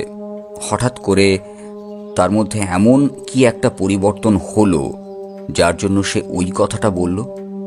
কিন্তু যদি সেটাই হয় তাহলে খুন করতে হলো কেন? আমার মনে হয় ওই ছবিটার জন্যই খুনটা হয়েছে। আর ছবিটা ওর কাছ থেকে কেউ নিতে চেয়েছিল। ছবিটা না পেয়ে বোধহয় তাকে খুন করে। তারপর কিংবা যদি আত্মহত্যা হয় তাহলে ছবিটা তো এখান থেকে কাউকে বার করতে হবে। সেটা হরিহর ছাড়া আর কে বার করবে? নিখিলেশের মুখে চিন্তা লেগেই রইল। সে আর সময় নষ্ট করল না, বলল, এখন সব ব্যাপারে তেমন কিছুই বোঝা যাচ্ছে না। আপনারা একটা কাজ করুন, যথাসম্ভব বাড়িতে থাকার চেষ্টা করুন, আর হরিহর যদি ফিরে আসে তাহলে তখনই আমাকে জানাবেন। হরিহরের বাড়ির ঠিকানা নিশ্চয়ই আপনাদের কাছে আছে, সেখানে খোঁজ নিন। আর একবার দাসবাবু আপনাদের সঙ্গে যোগাযোগ করবেন। আর আপনার ছেলে এইসব আঁকাআঁকির জন্য কোথায় যেত, মানে তার কোনো আঁকা স্কুল কিংবা এমন কোনো বন্ধু বান্ধব যাদের সঙ্গে তার এই কাজকর্ম চলতো? এলগিন রোডের কাছে একটা বাড়ি আছে, সেখানে ওরই বয়সী আরো কিছু ছেলেমেয়েরা মিলে কাজটা করত। আর সেখানেই কয়েকবার আমি নিজে ওকে নামিয়ে দিয়ে এসেছি। আমার মনে হয় সেখানে গেলে আপনারা এই ব্যাপারে কিছু জানতে পারেন। আমরা তন্ময়বাবুর বাড়ি থেকে বেরিয়ে এলাম। রাস্তায় নেমে নিখিলেশকে আগের মতোই চিন্তিত দেখে বললাম, কি ব্যাপার বলো তো, তুমি এত কি নিয়ে ভাবছো গো? গোটা ব্যাপারটাই আমাকে ভাবাচ্ছে অমরজিৎ। গোটা ব্যাপারটায় কোথাও একটা খটকা থেকে যাচ্ছে। প্রথম খটকাটা হলো, মৃন্ময়কে যদি খুন করা হয় তাহলে সেটা আত্মহত্যার মতো সাজানো হলো কেন? দ্বিতীয় খটকা, হরিহর কোথায় গেল? সে যখন টেলিফোনে তন্ময়বাবুকে মৃন্ময়ের মৃত্যুর খবরটা দিয়েছিল, তার মানে তাকে সন্দেহ করাটা সেখানে খানিকটা কম হয়ে যাচ্ছে। সে চাইলেই ছবি চুরি করে কিংবা অন্য কিছু চুরি করে খবরটা না দিয়েই পালিয়ে যেতে পারত। কিন্তু সেটা যদি না হয়ে থাকে তাহলে সে গেল কোথায়? তৃতীয় খটকা, মৃন্ময় হালদার কিন্তু শিল্পী হিসেবে তেমন কোনো নাম করতে পারেনি। তার বয়স বড়জোর 22-23-এর বেশি হবে না। তার আঁকার হাত যে চমৎকার সেটা তার ঘরের দেওয়ালের ছবিগুলো দেখলেই বোঝা যায়। আর শিল্পী মহলে তার নাম থাকাটাও খুব একটা কঠিন ব্যাপার নয়। কিন্তু তার ছবির এত দাম কি করে হলো যে সেই ছবিটা ওই বাড়ির থেকে কাউকে চুরি করতে হবে? আর ছবিটা রেখেছিল যাতে কেউ দেখতে না পায়। তাহলে এমন কি ছিল সেই ছবিতে? কথাগুলো নিখিলেশ যেন নিজের মনেই বলল। আমি প্রথমেই কি করে বললাম বলো তো, ব্যাপারটা আত্মহত্যা নয়, ব্যাপারটা খুন? আমি তো সেটা এখনো বুঝতে পারছি না। তুমি হঠাৎ করে কি করে বলে দিলে যে খুন হয়েছে? আমার এমনকি পুলিশের পর্যন্ত তো মনে হয়েছে ব্যাপারটা আত্মহত্যা। তাছাড়া ঘরে একজন ফ্যানের সাথে গলায় ফাঁস লাগিয়ে ঝুলে রয়েছে, সেটা দেখে তো যে কেউ আত্মহত্যা বলেই ভাববে। তুমি নিশ্চয়ই মৃন্ময় হালদারের উচ্চতা লক্ষ্য করেছিলে। তাছাড়া তার বিছানার উচ্চতা থেকে ফ্যানের উচ্চতা বেশ খানিকটা। ওই উচ্চতায় বিছানায় দাঁড়িয়ে হাত পাওয়া কিন্তু সহজ নয়। তোমার কি মনে হয় ছেলেটা ওখানে দাঁড়িয়ে ফ্যান পর্যন্ত হাত পেয়ে যাবে? তুমি হয়তো এর মধ্যে ভুলে যাচ্ছ নিখিলেশ, যে বিছানার একপাশে কিন্তু লম্বা একটা টুল পড়েছিল। নিখিলেশের মুখে হঠাৎ করেই একটা অদ্ভুত রহস্যময় হাসি দেখা গেল। অদ্ভুতভাবে দুবার হেসে সে বলল, তোমার এখনো কিছু মনে হচ্ছে না অমরজিৎ? এখনো মনে হচ্ছে না গোটা ব্যাপারটা একটা খটকা রয়েছে? হঠাৎ করেই একটা ব্যাপার আমার মনে পড়ে গেল। ছোট টুলটা ঘরের মেঝের উপর ছিটকে এসে পড়েছিল বোধহয়। গলায় ফাঁস লাগিয়ে টুলটা লাথি মেরে নিচের দিকে ফেলে দিয়েছিল মৃন্ময় হালদার। কিন্তু ব্যাপারটা নিয়ে নিখিলেশ এত রহস্য করছে কেন? নিখিলেশের দিকে তাকাতেই দেখতে পেলাম সে হাসি হাসি মুখে আমার দিকে তাকিয়ে রয়েছে। আমি কিছুতেই বুঝে উঠতে পারছিলাম না কিছু। আর তারপরেই যেন বিদ্যুৎ চমকের মতো মনে পড়ে গেল কথাটা। নিখিলেশ দাসবাবুকে গ্লাভস পরা হাতে টুলটা তুলে নিয়ে বিছানার উপরে একবার রাখতে বলেছিল। তারপর ফ্যানের দিকে বেশ কিছুক্ষণ তাকিয়েছিল। হঠাৎ করে আমি বললাম, তার মানে তুমি বলতে চাইছো মৃন্ময় হালদারের যা উচ্চতা, তাতে বিছানার উপর টুল নিয়ে দাঁড়ালেও সেই ফ্যান পর্যন্ত হাত পাবে না? তাহলে ব্যাপারটা বুঝতে পেরেছ। দেখো, তন্ময়বাবুর বাড়িটা পুরনো আমলের বাড়ি। ঘরের ছাদ, সিলিং এই সমস্ত বেশ খানিকটা উঁচু করেই তৈরি করা হতো। তবে বিছানাটা বেশ উঁচু হওয়ার জন্য মনে হতেই পারে, কিন্তু মৃন্ময় হালদারের উচ্চতা অনেকটাই কম। তার পক্ষে ওই বিছানার উপর টুল রেখে তার উপর পা রেখে ওঠা সম্ভব না। আর তাছাড়া বিছানাটা খানিকটা বসে যাবে। তাছাড়া ওই টুলের ওপর দাঁড়িয়ে গলায় ফাঁস বেঁধে আত্মহত্যা করা সম্ভব নয়। তার একটাই মানে অমরজিৎ, কেউ তাকে খুন করে তারপর ঝুলিয়ে দিয়েছে ওই ফ্যানের সাথে। নিখিলেশের কথা শুনে আমি থমকে দাঁড়িয়ে পড়েছিলাম। অবাক গলায় বললাম, কিন্তু এমনটা কেউ করবে কেন? যদি ওই ছেলেটির পোস্টমর্টেম করা হয় তখনই তো খুনের আসল কারণটা জানতে পারা যাবে। তাহলে আবার ভুল করছো অমরজিৎ। যদি কেউ সত্যি ওই দড়িটা গলায় লাগিয়ে তাকে খুন করে এবং তারপর ফ্যানের সাথে ঝুলিয়ে দেয়, তাহলে কিন্তু ব্যাপারটা এত সহজ হবে না। আমার মনে হয় না যে কাজটা করা সহজ হবে। দড়ি দিয়ে খুন করে সেই দড়িতে হাতের ছাপ না রেখে সেই দড়িটা ফ্যানে ঝুলিয়ে দেওয়া অত্যন্ত কঠিন কাজ। তাছাড়া এতে আরও সমস্যা হতে পারে। দড়িটা ভালো করে লক্ষ্য করলেই বোঝা যাবে ব্যাপারটা। আমি তাই ওই দড়িটা দাসবাবুকে নিয়ে যেতে বলেছি, আর আসার সময় ওই ঘরটা বন্ধ করে আসতে বলেছি। ওই ঘরে যেন কেউ না ঢোকে। তবে অমরজিৎ, এইটুকুতে আমরা শুধু এটাই অনুমান করতে পারি যে কেউ খুন করেছে মৃন্ময় হালদারকে। কিন্তু খুনি পর্যন্ত পৌঁছানো যাবে না। তার আগে আমাদের মৃন্ময় হালদারের ব্যাপারে খোঁজ নিতে হবে, এবং খোঁজ নিতে হবে হরিহরের। আমি আর কিছু বললাম না। সেদিনের মতো বাড়ি ফিরে এলাম। বাড়িতে ঢুকতেই কিন্তু আমাদের পড়তে হলো বৌঠানের রোষের মুখে। আমাদের ঢুকতে দেখে বৌঠান একটু কড়া গলায় বলে উঠল, এতক্ষণে সময় হলো তোমাদের আসার? বলি না এলেই তো পারতে। সে কোন সকালে বেরিয়ে পড়েছ? সকালে আমরা মোটেই বেরিয়ে পড়িনি। আমরা সকালে গিয়েছিলাম একবার থানায় দাসবাবুর সঙ্গে দেখা করতে, তারপর সেখান থেকে আরও একটা জায়গায়, তারপর তো বাড়ি ফিরে এসেছিলাম। তখন তুমি তো বাড়ি ছিলে না। হ্যাঁ, সেই তো বাড়িতে ফিরে এসে আমায় উদ্ধার করেছ। তবে বাড়িতে তো 5 মিনিটের বেশি ছিলে না। তারপরে আবার টেলিফোন পেয়ে কোথাও দৌড়ে গিয়েছ। আমায় তো রামদয়াল কাকা সবই বলেছে, কিন্তু কোথায় গিয়েছিলে সেটা বলো তো। দেখো কৃষ্ণা, এখন প্রায় দুপুর হয়ে গেছে। আমি স্নানটা সেরে নিই। খিদে পেয়েছে, খেতে দাও। খেয়ে দিয়ে তারপর না হয় সব বলছি। বৌঠান কিন্তু আর কিচ্ছু বলল না। আমরা স্নান সেরে খাবার টেবিলে এসে যখন বসলাম, তখন বৌঠান খাবার দিতে দিতে বলল, ব্যাপারটা আসলে কি সেটা আমায় খুলে বলো তো। তোমরা আসলে কি করতে চাইছো? আর টেলিফোন যে দাসবাবু করেছিল সেটা তো বুঝতে পারছি, কিন্তু কি কারণে বলো তো। আজ সকাল 10টা নাগাদ তন্ময় হালদারের ছেলে মৃন্ময় হালদারকে তার ঘরে মৃত অবস্থায় পাওয়া গেছে। ঘটনাস্থলে পৌঁছে আমরা দেখতে পাই যে মৃতদেহ তখনও ফাঁসের দড়ি থেকে ঝুলছে। দাসবাবু খবরটা পেয়ে মৃতদেহ নামাতে বারণ করেছিলেন পুলিশ আসার আগে পর্যন্ত, যাতে গিয়ে আমি সবটা দেখতে পাই এবং তদন্তটা ভালোভাবে করা যায়।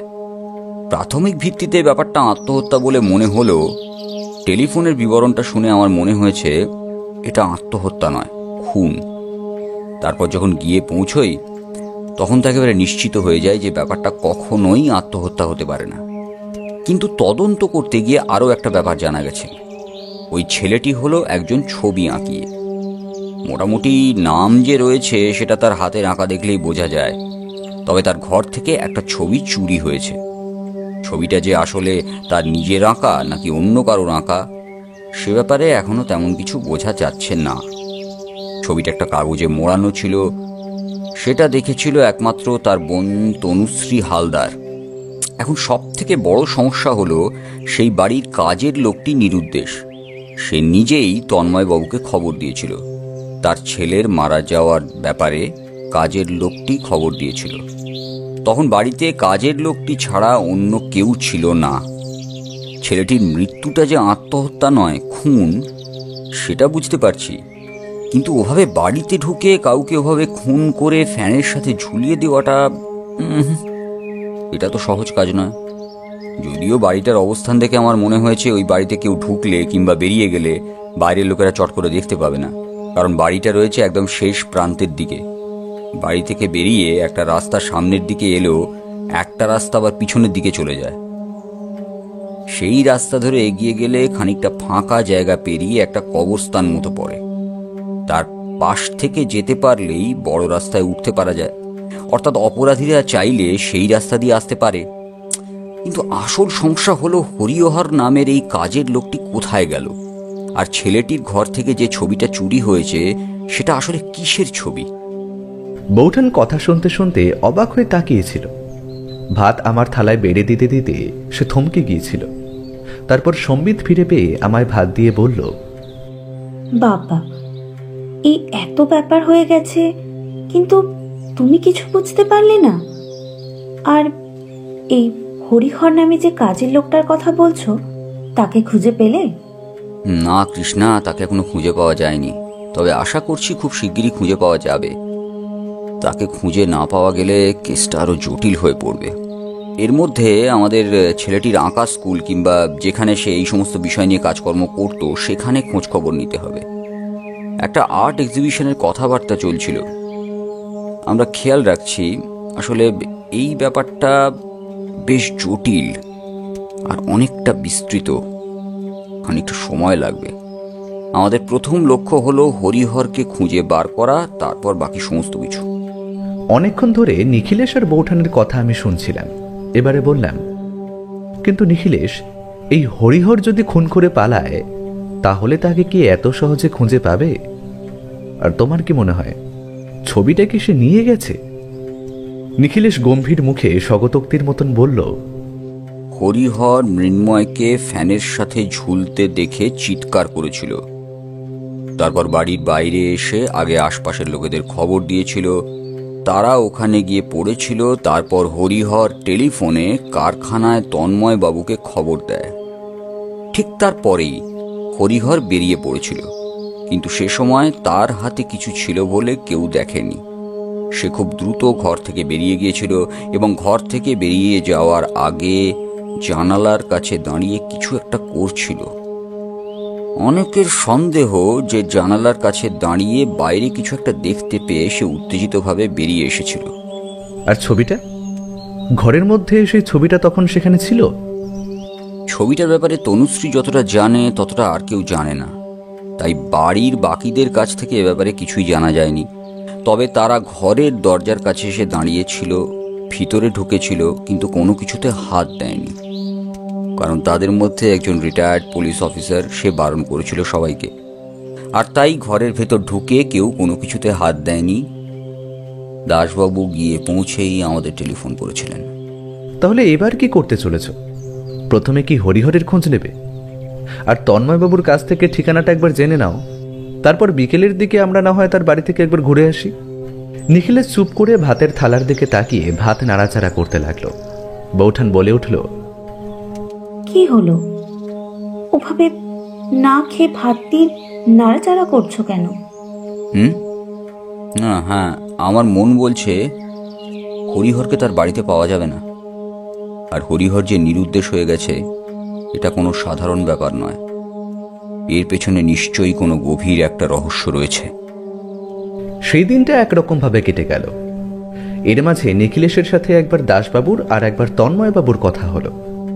আমি গোটা ব্যাপারটা নিয়ে নিজের মতো করেই ভাবার চেষ্টা করছিলাম।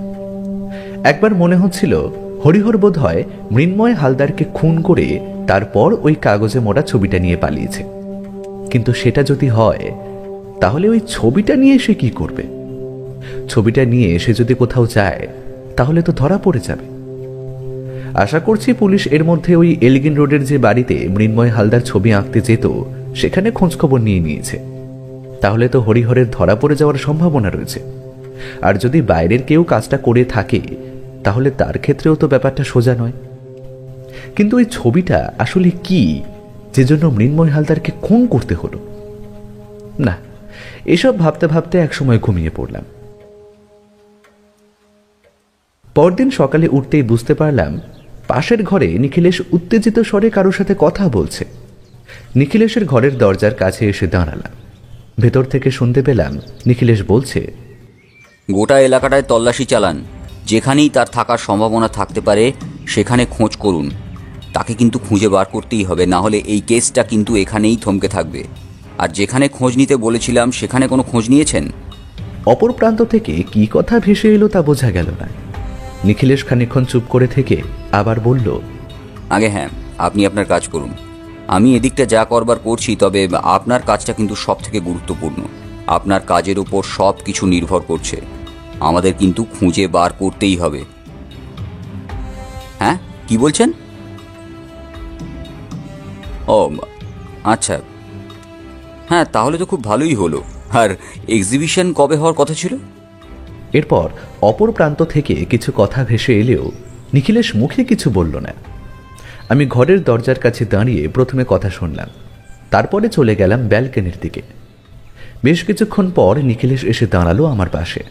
তারপর বলল, মৃন্ময় হালদার যে একাডেমিতে আঁকা শিখত তার খোঁজ পাওয়া গেছে, এবং সেখানে তন্ময় হালদারের সাথে কারোর কিন্তু তেমন কোনো শত্রুতা ছিল না। তাছাড়া তাদের সকলের মধ্যে মৃন্ময় হালদার ছিল সবথেকে ভালো ছাত্র, এবং তার আঁকা একবার এক্সিবিশন পর্যন্ত যদি যেত তাহলে শিল্পী হিসেবে বাইরে তার নাম হওয়াটা কেউ আটকাতে পারত না। এমনই সেই একাডেমির অনেকেরই ধারণা। বাহ, তাহলে তো মৃন্ময় হালদার তো বেশ গুণী মানুষ ছিল। কিন্তু এমন গুণী মানুষের শত্রু থাকতে পারে? আচ্ছা, তোমার কি মনে হয় আমার শত্রু সংখ্যা কত হতে পারে বলো তো? নিখিলেশের এমন কথায় আমি হেসে উঠলাম। বললাম, নিখিলেশ, এই কথার উত্তর বোধ হয় আমার দেওয়ার প্রয়োজন নেই, কারণ আজ পর্যন্ত তুমি কতজন অপরাধীকে শাস্তি দিয়েছ কিংবা জেলে পাঠিয়েছ সেটা তো বোধ হয় তোমার নিজেরও মনে নেই।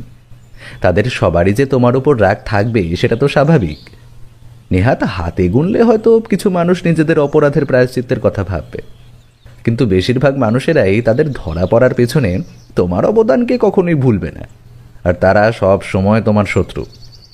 নিখিলেশ আমার কথায় হাসল, তারপর ব্যালকনির বাইরের দিকে তাকিয়ে থাকতে থাকতে বলল, অমরজিৎ, দুনিয়াতে গুণী মানুষের শত্রুর অভাব হয় না। যার কাছে কিচ্ছু নেই, যার তেমন কোনো ক্ষমতা নেই, কিংবা মনে করো যে কিছু করে না, তার কিন্তু শত্রু থাকে না। আসলে আমাদের নিয়মই হলো যে কেউ একটু ভালো কিছু করলে তাকে নিচে টেনে নামাবার চেষ্টা, না পারলে তাকে শত্রু মনে করা। তাই মৃন্ময় হালদারের ক্ষেত্রে এই ব্যাপারটা কিন্তু ভাবা যেতেই পারে, বিশেষ করে তার ঘর থেকে ওই ছবিটা চলে যাওয়ার পর। ওই ছবিটা কিসের তা কিন্তু জানা যায়নি। তবে আর একটা কথা জানা গেছে, গোপন সূত্রের খবর রয়েছে যে মৃন্ময় হালদার কোনো একটা বিখ্যাত ছবির রেপ্লিকা তৈরি করার কাজ করছিল, তবে সেটা শুধুমাত্র আইনি প্রক্রিয়ায় এক্সিবিশনে প্রদর্শন করার জন্য। ওই আর্ট একাডেমির সম্মতিক্রমে কাজটা করছিল। তবে তারা মনে করছে মৃন্ময় হালদার যদি রেপ্লিকা তৈরি করে তাহলে তার দামও কিন্তু অনেক হবে, কারণ মৃন্ময় হালদারের আঁকার হাত এমনিতেই বেশ ভালো। এখন আমার মনে হচ্ছে ওই কাগজে মোড়া ছবিটা আসলে দুটো ছবির মধ্যে যে কোনো একটা হতে পারে। প্রথমত হতে পারে সেই বিখ্যাত ছবির রেপ্লিকা, আর দ্বিতীয়ত হতে পারে আর্ট এক্সিবিশনে মৃন্ময় হালদারের প্রদর্শন করার জন্য সেরা একটা ছবি। সবকিছুই কিন্তু একদিকে যাচ্ছে নিখিলেশ, কিন্তু এর মধ্যে মাসখানেক ধরে কিংবা সপ্তাহ দুয়েক ধরে মৃন্ময় হালদারের হঠাৎ করে এমন হতাশ হয়ে পড়ার কারণটা? একজন শিল্পীর হতাশ হয়ে পড়ার পেছনে অনেক কিছুই থাকতে পারে। তার মন মতো কিছু না হওয়ার জন্য, কিংবা এমন কিছু যেটা সে করতে পারেনি। অনেক সময় এমনটাও হতে পারে যে ছোট বড় কোনো মানসিক আঘাত তাকে হতাশাগ্রস্ত করে ফেলতে পারে। বিশেষ করে যে এত ভালো ছবি আঁকে, সে যখন ছবি আঁকা ছেড়ে দেওয়ার কথা বলছে, নিশ্চয়ই সে এমন একটা মানসিক আঘাত পেয়েছিল যেটা খুব সহজ নয়, অথচ সে কথা সে কাউকে বলতেও পারেনি। আমার কিন্তু মনে হয় মৃন্ময় হালদারের যদি কোনো শত্রু থাকে তাহলে সেটা ওই আর্ট একাডেমির মধ্যেই রয়েছে। কিন্তু সব কিছুর সমাধান হলেও হরিহরের ব্যাপারটা কিন্তু মাথা থেকে কিছুতেই যাচ্ছে না। হরিহরের সাথে এই সব কিছুর সম্পর্ক কোথায়? আমার মনে যে ভাবনাটা আসছে সেটা আমি তোমায় এক্ষুনি বলতে চাইছি না। একমাত্র সেটা যদি হয় তাহলে এই কেসের একটা সহজ সমাধানের দিকে আমরা এগিয়ে যাচ্ছি, আর যদি সেটা না হয় তাহলে এই কেসটা কিন্তু এত সহজে সমাধান হবে না। গোটা ব্যাপারটা প্রথম থেকেই এমন জটিল হয়ে আছে। খুনটাকে আত্মহত্যার মতো করে দেখানো হয়েছে, তারপর ঘর থেকে যে ছবিটা চুরি গেছে সেটা কোন ছবি সেটাও কেউ জানে না। আরেকটা ব্যাপার কিন্তু তুমি সম্পূর্ণ ভুলে যাচ্ছ নিখিলেশ। মৃন্ময় হালদারের বোন তনুশ্রী হালদার বোধহয় এই ব্যাপারে আমাদের আরো বেশি করে সাহায্য করতে পারে। আমার মনে হয় ওই পরিবারে তন্ময়বাবু কিংবা মাধবী দেবীর চেয়ে মৃন্ময় হালদারের কাছের ছিল তার বোন তনুশ্রী হালদার, কারণ তার কাছ থেকেই কিন্তু আমরা এই ছবিটার কথা জানতে পেরেছি। অপরাধীরা ঠিক সকালের দিকেই এসেছিল, কারণ তারা জানতো ওই সময় বাড়িতে কেউ থাকবে না। অথচ মাধবী দেবী এবং তার মেয়ে যে সময় বাইরে গিয়েছিল সেই সময়টা কিন্তু বাইরে যাওয়ার মতো নয়। অত সকালে তাদের বাইরে যাওয়ার কোনো কারণ নেই। কিন্তু নিখিলেশ, আমি বোধহয় গোটা ব্যাপারটা বুঝতে পারছি কেমন হয়েছে। সেদিন সকালে যখন তন্ময়বাবুর স্ত্রী এবং তার মেয়ে বাইরে গিয়েছিল তখন হরিহর বাড়িতে একা ছিল। সেই সুযোগে বাইরে থেকে এসেছিল মৃন্ময় হালদারের শত্রু, যে ওই ছবিটা চুরি করতে চেয়েছিল। তারপর সুযোগ বুঝে বাড়িতে ঢুকে সেই ছবিটা চুরি করে এবং বাধা পেয়ে মৃন্ময় হালদারকে খুন করে। খুন করার পরে তাকে ঝুলিয়ে দেয় ফ্যানের সাথে। ছবিটা নিয়ে সেখান থেকে সে যখন বাইরে বেরিয়ে আসে তারপরে নিশ্চয়ই হরিহর বাড়িতে ঢুকেছিল। এখানে সমস্যা হলো ওই সময় হরিহর কোথায় ছিল? এর মধ্যে একটা নতুন খবর পাওয়া গেছে অমরজিৎ। তন্ময়বাবুর বাড়ির একতলার রান্নাঘরে দরজার ছিটকানিটা ভাঙা ছিল। ব্যাপারটা আগে নজরে পড়েনি, কারণ দরজাটা বন্ধ করা ছিল। আর নিচের ঘরের দিকে পুলিশ কেন, এমনকি আমারও নজর পড়েনি। যদিও আমি ছিটকানিটা ভাঙা দেখতে পেয়েছিলাম, তবে মনে হয়েছিল দরজাটা হয়তো এরকমই কোনোভাবে ভেঙে গিয়েছে। সেই ব্যাপারটা বাড়ির সবাই জানে, কারণ তন্ময়বাবু তখন আমাকে ও ব্যাপারে কিছুই বলেননি। এখন ব্যাপারটা ওদের চোখে পড়ছে দেখে মনে হচ্ছে বাইরের ছিটকানিটা কেউ যেন উপড়ে নিয়ে গেছে। কিন্তু খুন তো হয়েছে দোতলার ঘরে, তাহলে একতলার ঘরের ছিটকিনটা নিয়ে কিভাবে? নিখিলেশ, আমি কিন্তু কিছুই বুঝতে পারছি না এই সমস্ত কিছু। যত নতুন নতুন তথ্য আসছে ততই যেন মাথাটা গুলিয়ে যাচ্ছে। তুমি কিছু বুঝতে পেরেছো এর মধ্যে? নিখিলেশ শান্তভাবে বাইরের দিকে তাকিয়ে রইল। সূর্যের আলো ব্যালকনির একপাশে এসে পড়েছে। সেদিকে তাকিয়ে থাকতে থাকতে নিখিলেশ বলল, একটা ব্যাপার আমি বেশ ভালোভাবে বুঝতে পারছি। এই সব কিছুর মধ্যে হরিহরকে প্রথমে খুঁজে বার করতে হবে। হরিহরকে যদি খুঁজে বার করা না যায় তাহলে এই কেসটা কিভাবে এগোনো যাবে সেটা বোঝা যাচ্ছে না। আর হরিহর যে কি করেছে সেটা তাকে খুঁজে না পাওয়া পর্যন্ত দেখাও যাবে না। আমারও সেটাই মনে হচ্ছে। আমারও মনে হচ্ছে যে হরিহর এই গোটা কেসের মধ্যে এমনভাবে জড়িয়ে রয়েছে, ওই হলো এই কেসের মধ্যমণি। ওকে খুঁজে পেলে কেসটা 2-3 রকমভাবে সাজানো যেতে পারে। যদি হরিহর এর মধ্যে কোনোভাবে জড়িত থাকে তাহলে তাকে খুঁজে পেলেই তো গোটা ব্যাপারটা মিটে যাবে। কিন্তু হরিহর যদি জড়িত না থাকে তাহলে তার কি হলো? আর হরিহর কি? নিখিলেশ আমাকে মাঝপথে থামিয়ে দিল, তারপরে বলল, একটা কাজ করি, চলো। শুনেছি একটা নতুন আর্ট এক্সিবিশন আজকে হচ্ছে, চলো ব্যাপারটা দেখে আসি। শুধু শুধু এসব নিয়ে এখন মাথা ঘামিয়ে লাভ নেই। হরিহরকে খুঁজে না পাওয়া পর্যন্ত কিচ্ছু করা যাবে না। আমরা বেরিয়ে পড়লাম। নিখিলেশ যে ওই এক্সিবিশনের ব্যাপারটা কোথা থেকে খুঁজে বার করলো সেটা আমি বুঝতে পারলাম না। তবুও আর্ট এক্সিবিশনে গিয়ে কিন্তু বেশ ভালো লাগলো। এক্সিবিশনের এদিকে ওদিকে বেশ কিছু লোকজন ছড়িয়ে ছিটিয়ে রয়েছে। এমন এক্সিবিশন যে কলকাতা শহরে সম্প্রতি হতে শুরু করেছে সেটা বোঝা যাচ্ছে। শহরে বেশ কিছু কাজ যেমন হচ্ছে তার খোঁজখবর আমার কাছেই ছিল। তাছাড়া সম্প্রতি একটা বই প্রকাশ করার অনুষ্ঠানে গিয়েছিলাম, সেখানেও একজন এমনই আর্ট এক্সিবিশনের কথা বলছিল। দেখতে দেখতে নিখিলেশ একসময় বলল, অমরজিৎ, কেমন লাগছে বলো তো? এই এমন একটা আর্ট এক্সিবিশন বহুদিন কিন্তু এই এলাকায় হয়নি। বেশ কিছুদিন আগে একটা হয়েছিল বটে, তবে খুব বেশি লোকজনও হয়নি। আমি এদিক ওদিক ঘুরে ঘুরে দেখছিলাম, খুব একটা খারাপ লাগছিল না। বেশ কিছু ভালো ছবিও চোখে পড়ল। একটা ব্যাপার সম্প্রতি আঁকার ক্ষেত্রে লক্ষ্য করা যায়, সেটা হলো এখন আঁকার ক্ষেত্রে প্রকৃতি কিংবা প্রতিকৃতির চেয়ে মানুষ অদ্ভুত কিছু আঁকার ক্ষেত্রে বেশি ভাবে। দেখতে দেখতে একটা ছবির সামনে গিয়ে দাঁড়ালাম। ছবিটা যে কি ভেবে শিল্পী এঁকেছে তা কিন্তু বুঝতে পারলাম না। একটা ছোট্ট চারকোনা বাক্স, তার একপাশে একটা গোলাকার বলের মতো কিছু একটা রয়েছে, তার পাশে একটা ত্রিভুজ, তার পাশে একটা লম্বা আকার। কিন্তু এই আকায় যে রঙগুলো ব্যবহার করা হয়েছে সেগুলো সত্যিই প্রশংসনীয়।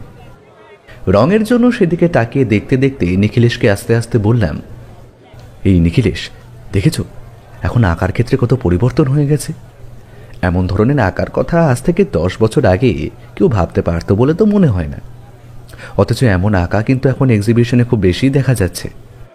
কথাটা বলে একপাশে তাকালাম, কিন্তু নিখিলেশ কোথায় গেল? একটু আগে এসে আমার পাশে দাঁড়িয়েছিল। এদিক ওদিক তাকিয়ে বেশ কিছু লোকজনের ভিড়ে তাকে খুঁজলাম, কিন্তু কোথাও তাকে দেখতে পেলাম না। ব্যাপারটা দেখে কিন্তু আমি অবাক হয়ে গেলাম। তখন ছবি দেখা আমার মাথায় রইল। আমি তাড়াতাড়ি এক্সিবিশন হলের ভেতরে এদিকে ওদিকে খুঁজে দেখার চেষ্টা করেও তাকে কিন্তু দেখতে পেলাম না। একসময় ক্লান্ত হয়ে বাইরে এসে দাঁড়িয়ে রয়েছি, কি করব সেটা ভাবছি। আবার এক্সিবিশনের হলের ভেতর দেখলাম। তারপর এক্সিবিশন হলের বাইরের দিকে একজন বসেছিল। এক্সিবিশন হলের ভেতরে ঢোকা এবং বেরোনোর সবার নামধাম সে লিখে রাখছিল। তার কাছে গিয়ে খাতা চেক করতে দেখতে পেলাম নিখিলেশ ভেতরে ঢুকেছে বটে, কিন্তু এখনো বেরিয়ে আসেনি। আমায় আবার ঢুকতে হলে আবার নাম লিখে ঢুকতে হবে, কিন্তু বেরিয়ে আসার জন্য এই একটাই রাস্তা রয়েছে। তাই আমি চুপ করে বাইরে একপাশে দাঁড়িয়ে ভাবতে লাগলাম, নিখিলেশ ঠিক কতক্ষণ আমার পাশে ছিল? নিখিলেশ আমার পাশে শেষবার ছিল একটা বুদ্ধ মূর্তির ছবি দেখার সময় পর্যন্ত। তখন এসে বুদ্ধ মূর্তির ব্যাপারে এটা ওটা বলে চলেছিল। তারপর থেকে তার গলা আমি আর শুনতে পাইনি। একটু পরেই কিন্তু নিখিলেশ বাইরে বেরিয়ে এলো। বেরিয়ে আসার সময় দেখতে পেলাম সে একজনের সাথে কথা বলতে বলতে আসছে। যার সাথে কথা বলছে তাকে আমি চিনি না। ভদ্রলোকের চোখে চশমা, মাথায় লম্বা চুল ঘাড় পর্যন্ত গিয়ে পড়েছে। তার কাঁধে ঝোলানো একটা কাপড়ের ব্যাগ, এছাড়াও তার হাতে ধরে রাখা একটা বড় ছবির মতো কিছু একটা, যেটা এখন কাগজ দিয়ে মোড়া রয়েছে। নিখিলেশ তার সাথে কথা বলতে বলতে এগিয়ে যেতে যেতে ইশারায় আমায় বাইরের দিকে বেরিয়ে যেতে বলল। আমি আর দেরি করলাম না। অবাক হয়ে গেলাম যে নিখিলেশ কখন লোকটার কাছে গেল আর কখনই বা লোকটার সাথে কথা বলল, কিছুই বুঝতে পারলাম না। যাই হোক, আমি বাইরের দিকে রাস্তার কাছে এসে অপেক্ষা করছি। একটু পরে কাঁধের উপর কারোর হাত পড়তেই তাকে দেখি নিখিলেশ। অমরজিৎ, চলো চলো চলো, এখানে আর অপেক্ষা করে লাভ নেই। যা কাজ করার ছিল সেটা হয়ে গিয়েছে। তুমি এখানে ঠিক কি করতে এসেছিলে বলো তো? আমার তো মনে হয় না তুমি এক্সিবিশনে ছবি দেখার জন্য এসেছিলে। নিশ্চয়ই তোমার অন্য কোনো মতলব ছিল। ওই লোকটাকে বলো তো। মৃন্ময় হালদারের ছবি যেই এক্সিবিশনে যাওয়ার কথা ছিল সেই এক্সিবিশনের সমস্ত দায়িত্ব রয়েছে এই ভদ্রলোকের কাঁধে। তার নাম বিপিন সান্যাল। তিনি একজন বেশ নাম করা শিল্পী। তার সাথে মৃন্ময় হালদারের কিন্তু বেশ ভালো সম্পর্ক ছিল। বিপিন সান্যালের মতে মৃন্ময় হালদার যদি বেঁচে থাকতো তাহলে মাত্র কয়েক বছরের মধ্যে ছবি আঁকার জগতে নিজের একটা অনন্য নাম করে ফেলত। তার মানে মৃন্ময় হালদারকে অনেকেই চেনে, কিন্তু এতে তোমার লাভ কি হলো? অমরজি, তুমি বুঝতে পারছো না, সেই এক্সিবিশনটা তো হবেই, সেখানে যাওয়ার একটা ব্যবস্থা তো রাখতে হবে। মৃন্ময় হালদারের ছবি যেখানে যাওয়ার কথা ছিল সেখানে না গেলে এসব ব্যাপারে কিচ্ছু জানা যাবে না। অন্তত হরিহরের ব্যাপারে কোনো খবর পাওয়ার আগে এই দিকটা তো আমাদের খোঁজ রাখতেই হবে। এক্সিবিশন কবে? দিন 7 পরে। ভদ্রলোকের টেলিফোন নাম্বার আমি রেখে দিয়েছি, প্রয়োজনে তাকে একবার ফোন করে নেব। আর ওই যে আর্ট একাডেমিতে হালদার আছে, তার সঙ্গে উনি সরাসরিভাবে যুক্ত। কি মনে হচ্ছে নিখিলেশ, আমরা কি আসল রহস্যটা খুঁজে বার করতে পারবো? না, আমার কিন্তু মাথায় কিছুই আসছে না। সময় যে লাগবে সেটা বোঝা যাচ্ছে, কিন্তু তন্ময় বাবু কি সুবিচার পাবেন? আর দাসবাবু কি কোনো খবর দিয়েছে? যতদূর মনে হচ্ছে দাসবাবু আজ না হলেও কালকের মধ্যে কিছু একটা জানাবেন। এখন আর সময় নষ্ট করলে হবে না। একটা গাড়ি দেখো, চলো বাড়ি ফিরে যাই। সবই দেখে বেশ ভালোই লাগলো, কিন্তু ভবিষ্যৎ প্রজন্ম বেশ ভালো ভালো শিল্পী পেতে চলেছে, অন্তত মৃন্ময় হালদারের মতো।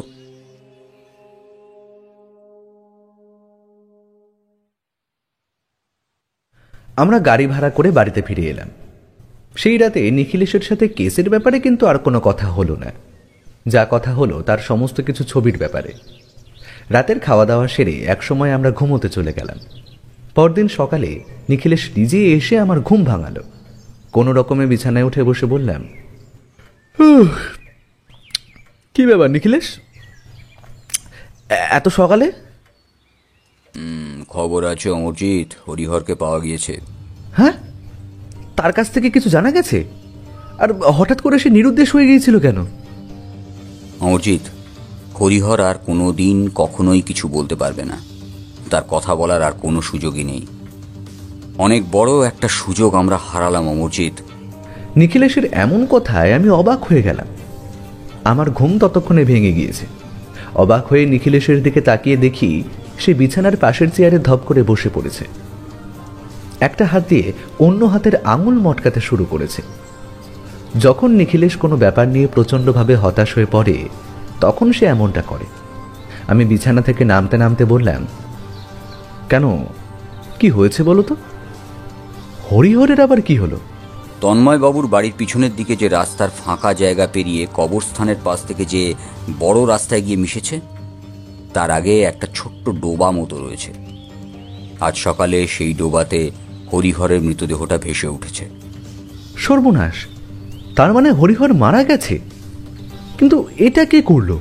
হরিহর নিশ্চয়ই এমন কিছু জানতো কিংবা দেখতে পেয়েছিল যেটা অন্য কেউ জানলে অপরাধীর বিপদ হতে পারত, তাই সে হরিহরকে খুন করেছে।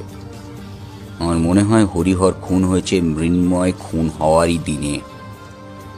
তবে তার মৃতদেহটা কোনোভাবে ওই ডোবার জলে ডুবিয়ে রাখা হয়েছিল, তাই সেটা কারোর চোখে পড়েছে। কেসটা কঠিন হয়ে গেলেও একটা ব্যাপার কিন্তু বোঝা যাচ্ছে। আমি অবাক হয়ে ওর দিকে তাকিয়ে রইলাম, মুখে কিছু বললাম না।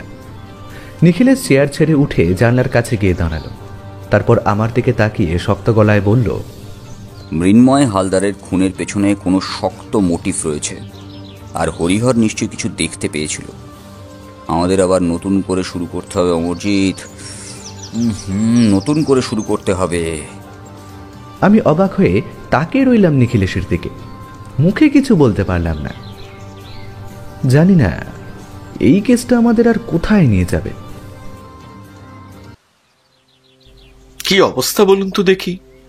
এই এতদিন ধরে আমরা হরিহরকে খোঁজার চেষ্টা করছি, অথচ হরিহর নাকি ডোবার জলে পড়ে রয়েছে।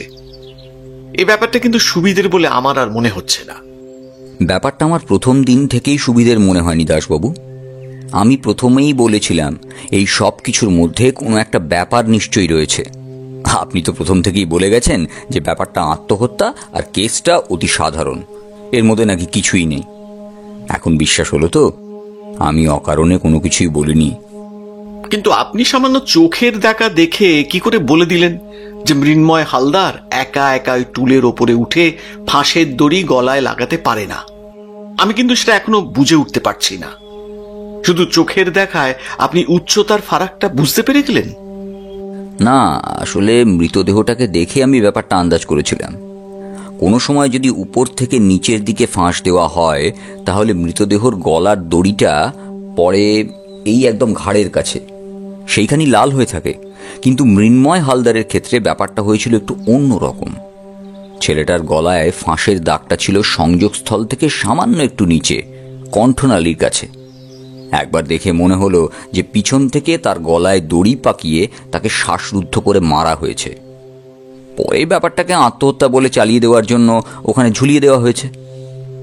আর ওই সুইসাইড নোটের ব্যাপারটা, ওটা তো প্রথম দিন কারো চোখে পড়েনি, খাতার মধ্যে ছিল। আজ সকালেই কিন্তু সেটা তন্ময়বাবু খুঁজে পেয়েছেন। আর এক্ষেত্রেও সাহায্য করেছে তনুশ্রী নামের ওই মেয়েটি, মানে মৃন্ময়ের বোন। মেয়েটা ওই সুইসাইড নোট বাদে সবকিছুতেই কিন্তু আমাকে সাহায্য করেছে। তবে ওখানেই যেন গোটা কেসটা ঘুরিয়ে দিচ্ছে সামান্য। হ্যাঁ, কি কথা বলছেন আপনি? আরে ওইটুকু একটা মেয়ে যতটা পেরেছে আমাদের সাহায্য করছে, আর সে যদি তার দাদার ঘর থেকে ডায়েরিতে সুইসাইড নোটটা খুঁজে পায় তাতে তো আমাদেরই লাভ। আপনি বারবার ব্যাপারটাকে খুন বলে চালাচ্ছেন, আপনার যুক্তিও খুনের দিকেই যাচ্ছে। কিন্তু তাহলে সুইসাইড নোট থাকবে কেন? আর সব থেকে বড় ব্যাপার, ওটাই যে মৃন্ময়ের হাতের লেখা সেটা তার বাবা মা এমনকি বোন পর্যন্ত নিশ্চিত করেছে। নিখিলেশ গভীরভাবে কিছু চিন্তা করছিল। ততক্ষণে হরিহরের মৃতদেহটা সেই ডোবা থেকে তোলা হয়েছে। আমরা এখানে যখন এসে পড়েছি তারপরেই মৃতদেহ তোলার ব্যবস্থা চলছিল। এতক্ষণ পরে সেটা সম্ভব হতোই দাসবাবু বলল, এই যে নিখিলেশ বাবু, আসুন আসুন, মৃতদেহ তোলা হয়েছে। নিখিলেশ আর আমি দাসবাবুর কথায় এগিয়ে গেলাম সেই ডোবার দিকে। ইতিমধ্যে ডোবার আশেপাশে বেশ লোকজন জমা হয়েছে, আর সেটাই স্বাভাবিক। এমনিতেই মৃন্ময় হালদারের মৃত্যু নিয়ে আশেপাশের লোকেরা বেশ কৌতূহলী হয়ে পড়েছিল। তারপর হরিহরের মৃতদেহ এখান থেকে খুঁজে পাওয়া গেছে। তারা আর চুপ করে থাকতে পারছে না। এদিকে ওদিকে জটলা কথাবার্তা হয়েই চলেছে। পুলিশ কনস্টেবল যতটা সম্ভব সাধারণ লোকেদের দূরে সরিয়ে রেখেছে। আমরা গিয়ে পড়তেই বিভৎস ব্যাপারটা চোখে পড়ল। হরিহরের গোটা শরীরে যেন ডোবার কাদা লেগে রয়েছে। মৃতদেহ দেখতে দেখতে একজন কনস্টেবল বলল, স্যার, যারা মৃতদেহ তুলছিল তারা বলল পায়ের সাথে নাকি দড়ি বাঁধা ছিল। একটা কিছু যে দড়ির অন্য প্রান্তে বাঁধা ছিল সেটাও মনে হচ্ছে। এই দেখুন, দড়িটা কেমন গোল করে বাঁধা রয়েছে। কনস্টেবলের কথায় আমরা দড়িটার দিকে তাকিয়ে দেখলাম একটা শক্ত দড়ি তার পায়ের সাথে বাঁধা। গোটা দড়িটা কাদায় কালো হয়ে গেলেও অপর প্রান্ত যে গোল ফাঁস রয়েছে সেটা বোঝা যায়। নিখিলেশ যেন নিজের মনেই বলল, মনে হয় দড়িতে কিছু ভারী বেঁধে তারপর ডোবায় মৃতদেহটাকে ফেলা হয়েছিল, যাতে সহজে খুঁজে না পাওয়া যায়। কোনোভাবে দড়ির ফাঁসটা আলগা হয়ে যায় আর জিনিসটা সরে গিয়েছে, আর তাই মৃতদেহটা উপরে ভেসে উঠেছে। জল খেয়ে ফুলে যাওয়ার জন্য ওটা উপরে ভেসে আসতে পারে। একটা ব্যাপার কিন্তু আমি কিছুতেই বুঝতে পারছি না, যে হরিহরকে যখন খুন করা হয়েছে তখন তার দেহটা যে কোনো জায়গায় ফেলে দিলেই হতো, তাকে জলে ডুবিয়ে রাখতে হলো কেন? তাহলে কি অপরাধীরা চেয়েছিল যে হরিহরের দেহটা সহজে সবার সামনে না আসে? আমরা কিন্তু প্রথম থেকে ভেবেছিলাম হরিহর কাজটা করেছে। হরিহর মৃন্ময়কে খুন করে তারপর তার ঘর থেকে ছবিটা নিয়ে পালিয়েছে। অপরাধীরা মনে হয় এটাই চাইছিল যে আমরা এমনটাই ভাবি। আমার তো এটাই মনে হচ্ছে নিখিলেশ বাবু। আপনার ভাবনা সঠিক হতেও পারে, আবার নাও হতে পারে।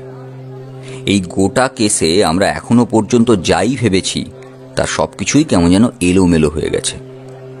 দাসবাবু, এখন প্রথম কাজ হবে হরিহরের মৃতদেহটা পোস্টমর্টমে নিয়ে যাওয়া। আচ্ছা, মৃন্ময়ের পোস্টমর্টমের রিপোর্টটা তখন আসেনি।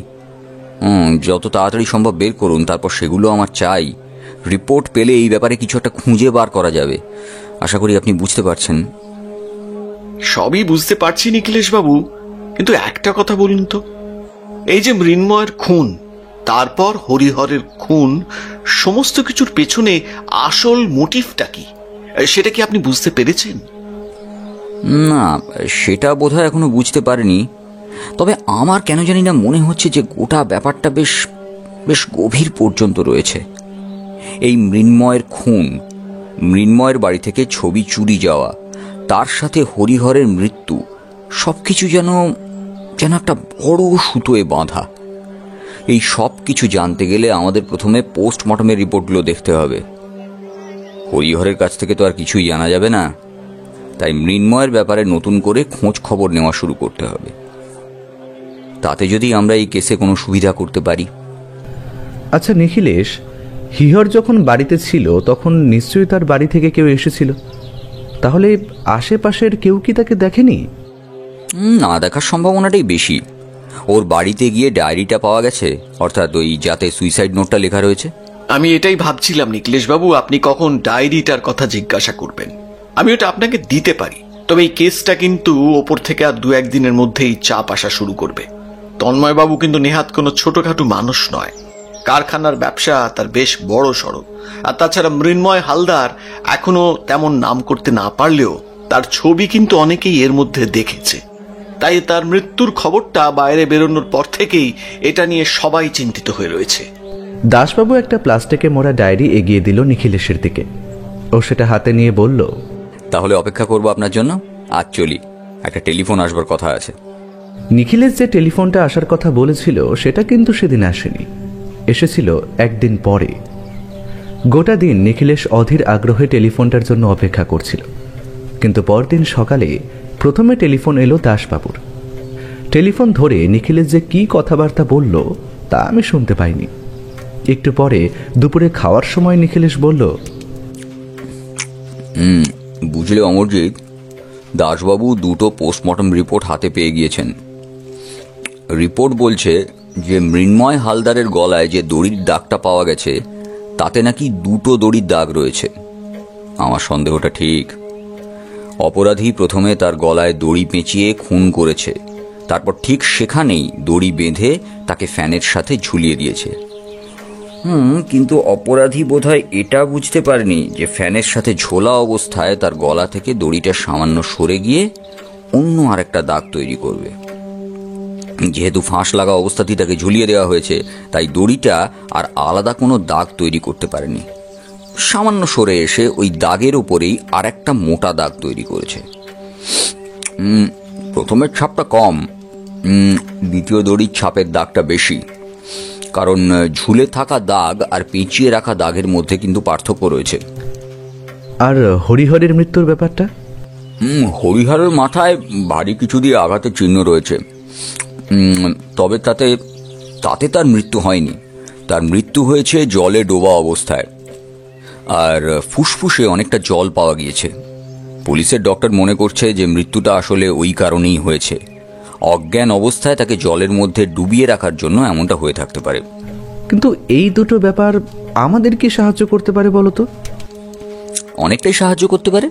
যেমন ধরো, মৃন্ময় হালদারের মৃত্যুর কথা যদি মনে করি আমরা, তাহলে তার গলায় দড়ি পেঁচিয়ে তাকে খুন করে ফ্যানের সাথে ঝোলানোর জন্য একজন মানুষের প্রয়োজন। একজনের পক্ষে সেই কাজটা করা সম্ভব হবে না। আর যেটা দরকার সেটা হলো বেশ খানিকটা সময়। ওই সময় হরিহর কোথায় ছিল সেটা আমার মনে হয় রান্নাঘরের ছিটকিনি ভাঙার ব্যাপারটা। এখানে ওই ছিটকিনির ব্যাপারটা খুব গুরুত্বপূর্ণ হয়ে পড়ছে। রান্নাঘরের ছিটকিনিটা তো ভাঙা ছিল, কিন্তু তার সাথে তুমি এই ব্যাপারটার... আমার কথা শেষ হলো না। নিখিলেশ আমার দিকে একটা রহস্যময় ভঙ্গিতে তাকিয়ে রয়েছে দেখে হঠাৎ করেই যেন আমি ব্যাপারটা ধরতে পারলাম। বললাম, তার মানে তুমি বলতে চাইছো যে রান্নাঘরের ছিটকিনিটা? একদম তাই অমরজিৎ, তুমি যেটা ধারণা করছো সেইটাই।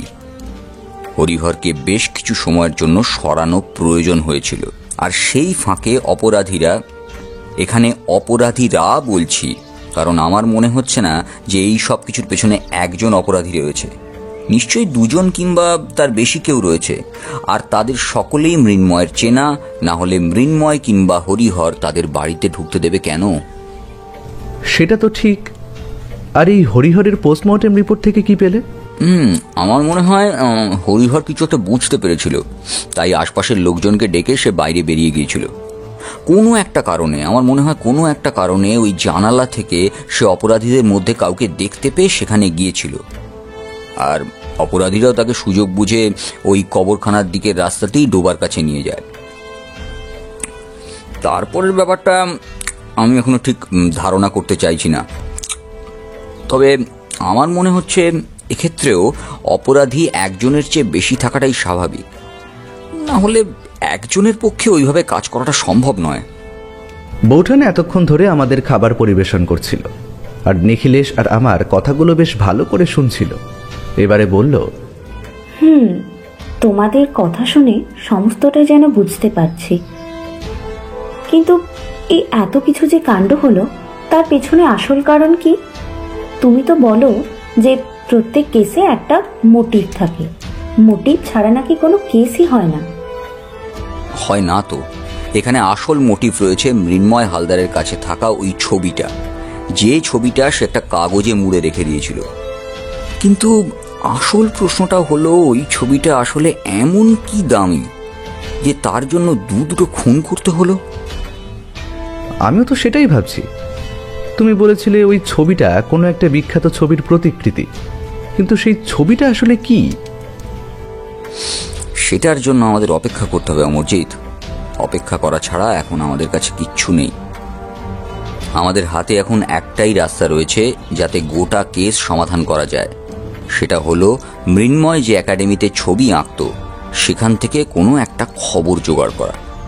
নিশ্চয়ই অপরাধীরাও সেই একাডেমিরই কেউ হবে, কিংবা মৃন্ময়ের কোনো বন্ধু বান্ধব। কিন্তু তন্ময়বাবু তো বলেছিলেন ওই আঁকার বন্ধু বান্ধব ছাড়া তার আর কোনো বন্ধু বান্ধব নেই। তাহলে কি ওই আর্ট একাডেমির মধ্যে কেউ? নিখিলেশ হঠাৎ এমনভাবে চুপ করে গেল যে মনে হলো এতক্ষণ ধরে কোনো কথাই হয়নি আমাদের মাঝে। আমি বুঝতে পারছিলাম সে অকারণে চুপ করে চায়নি, চুপ করে সে কিছু একটা ভেবে চলে। সেই সময় তার কাছ থেকে কোনো কিছুই জানা যাবে না, তাই আমিও আর তাকে কিছু প্রশ্ন না করে নিজের মতন খেতে লাগলাম। বৌঠান এক সময় যেন নিজের মতোই বলল, এমন কি আছে একটা ছবি যার জন্য দুটো মানুষ খুন হয়েছে? নিশ্চয়ই ওই ছবির পেছনে কোনো রহস্য রয়েছে।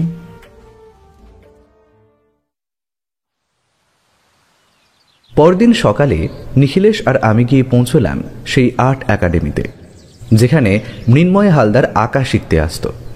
আর আমাদের এই সকল রহস্যের সমাধানের সূত্র পাওয়া যেতে পারে সেখানে পৌঁছে বাইরে একটা দারোয়ান মতো লোকের সাথে দেখা হলো।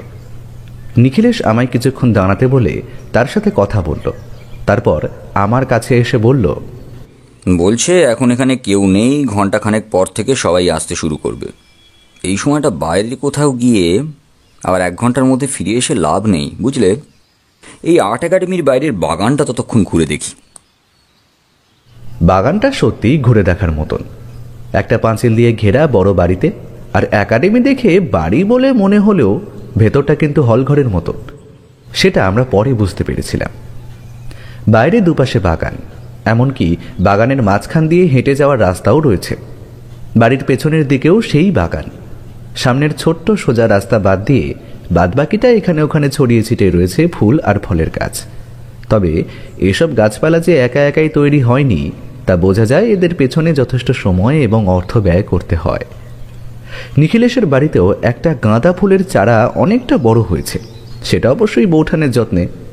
বৌঠান সেই গাছের পেছনে অনেক সময় দেয়, তাই এখানকার বাগানটা দেখে সেই কথাটাই আগে আমার মনে পড়ে গেল। বললাম, আর্ট একাডেমির বাগানটা আর যাই বলো বেশ সুন্দর। কিন্তু আসলে আর্ট একাডেমিগুলো এমনভাবেই তৈরি করা হয় এখানে যাতে ছাত্ররা একটা সুন্দর পরিবেশ পায়। অন্যান্য শিক্ষা কিংবা পড়াশোনার থেকে এই আর্টের ব্যাপারটা একটু আলাদা। আর ছবি আঁকার ক্ষেত্রে মুক্ত মন এবং মুক্ত বাতাসের খুব প্রয়োজন। অমরজিৎ, তুমি যখন লেখো তখন তোমারও তো তেমনি প্রয়োজন হয়, তাই না? আমি লক্ষ্য করে দেখেছি তুমি ঘরের দরজা ভিজিয়ে রাখলেও জানলাটা কিন্তু খোলা রেখে দাও। আসলে সেদিক থেকে হাওয়া আসে তো, তাই। আবার খানিকক্ষণ হেঁটে চলে এসে হঠাৎ নিখিলেশ চাপা স্বরে বলল, সরাসরি পিছনের দিকে তাকাবে না, একটু এদিক ওদিক ঘাড় ঘুরিয়ে তারপর একবার পিছনে তাকিয়ে দেখো। একটা লাল রঙের জামা পরা, চোখে একটা রোদ চশমা লোকটা আমাদের দিকে তাকিয়ে দেখছে না? হঠাৎ করে নিখিলেশের মুখে এমন একটা কথা শুনে আমি থমকে দাঁড়িয়ে পড়লাম। নিখিলেশ আবার বলল, দাঁড়ালে হবে না, হাঁটতে থাকো। প্রয়োজন হলে ওই ডান দিকের রাস্তাটা নেমে পড়ো, তাহলে লোকটাকে দেখা যাবে। আমি আর সময় নষ্ট না করে হাঁটতে লাগলাম। নিখিলেশের কথা মতো ডান দিকে রাস্তায় নেমে পড়ে একবার মুখটা ডান দিকে ঘুরিয়ে দেখার চেষ্টা করলাম প্রথমে, কিন্তু কিছুই দেখা গেল না।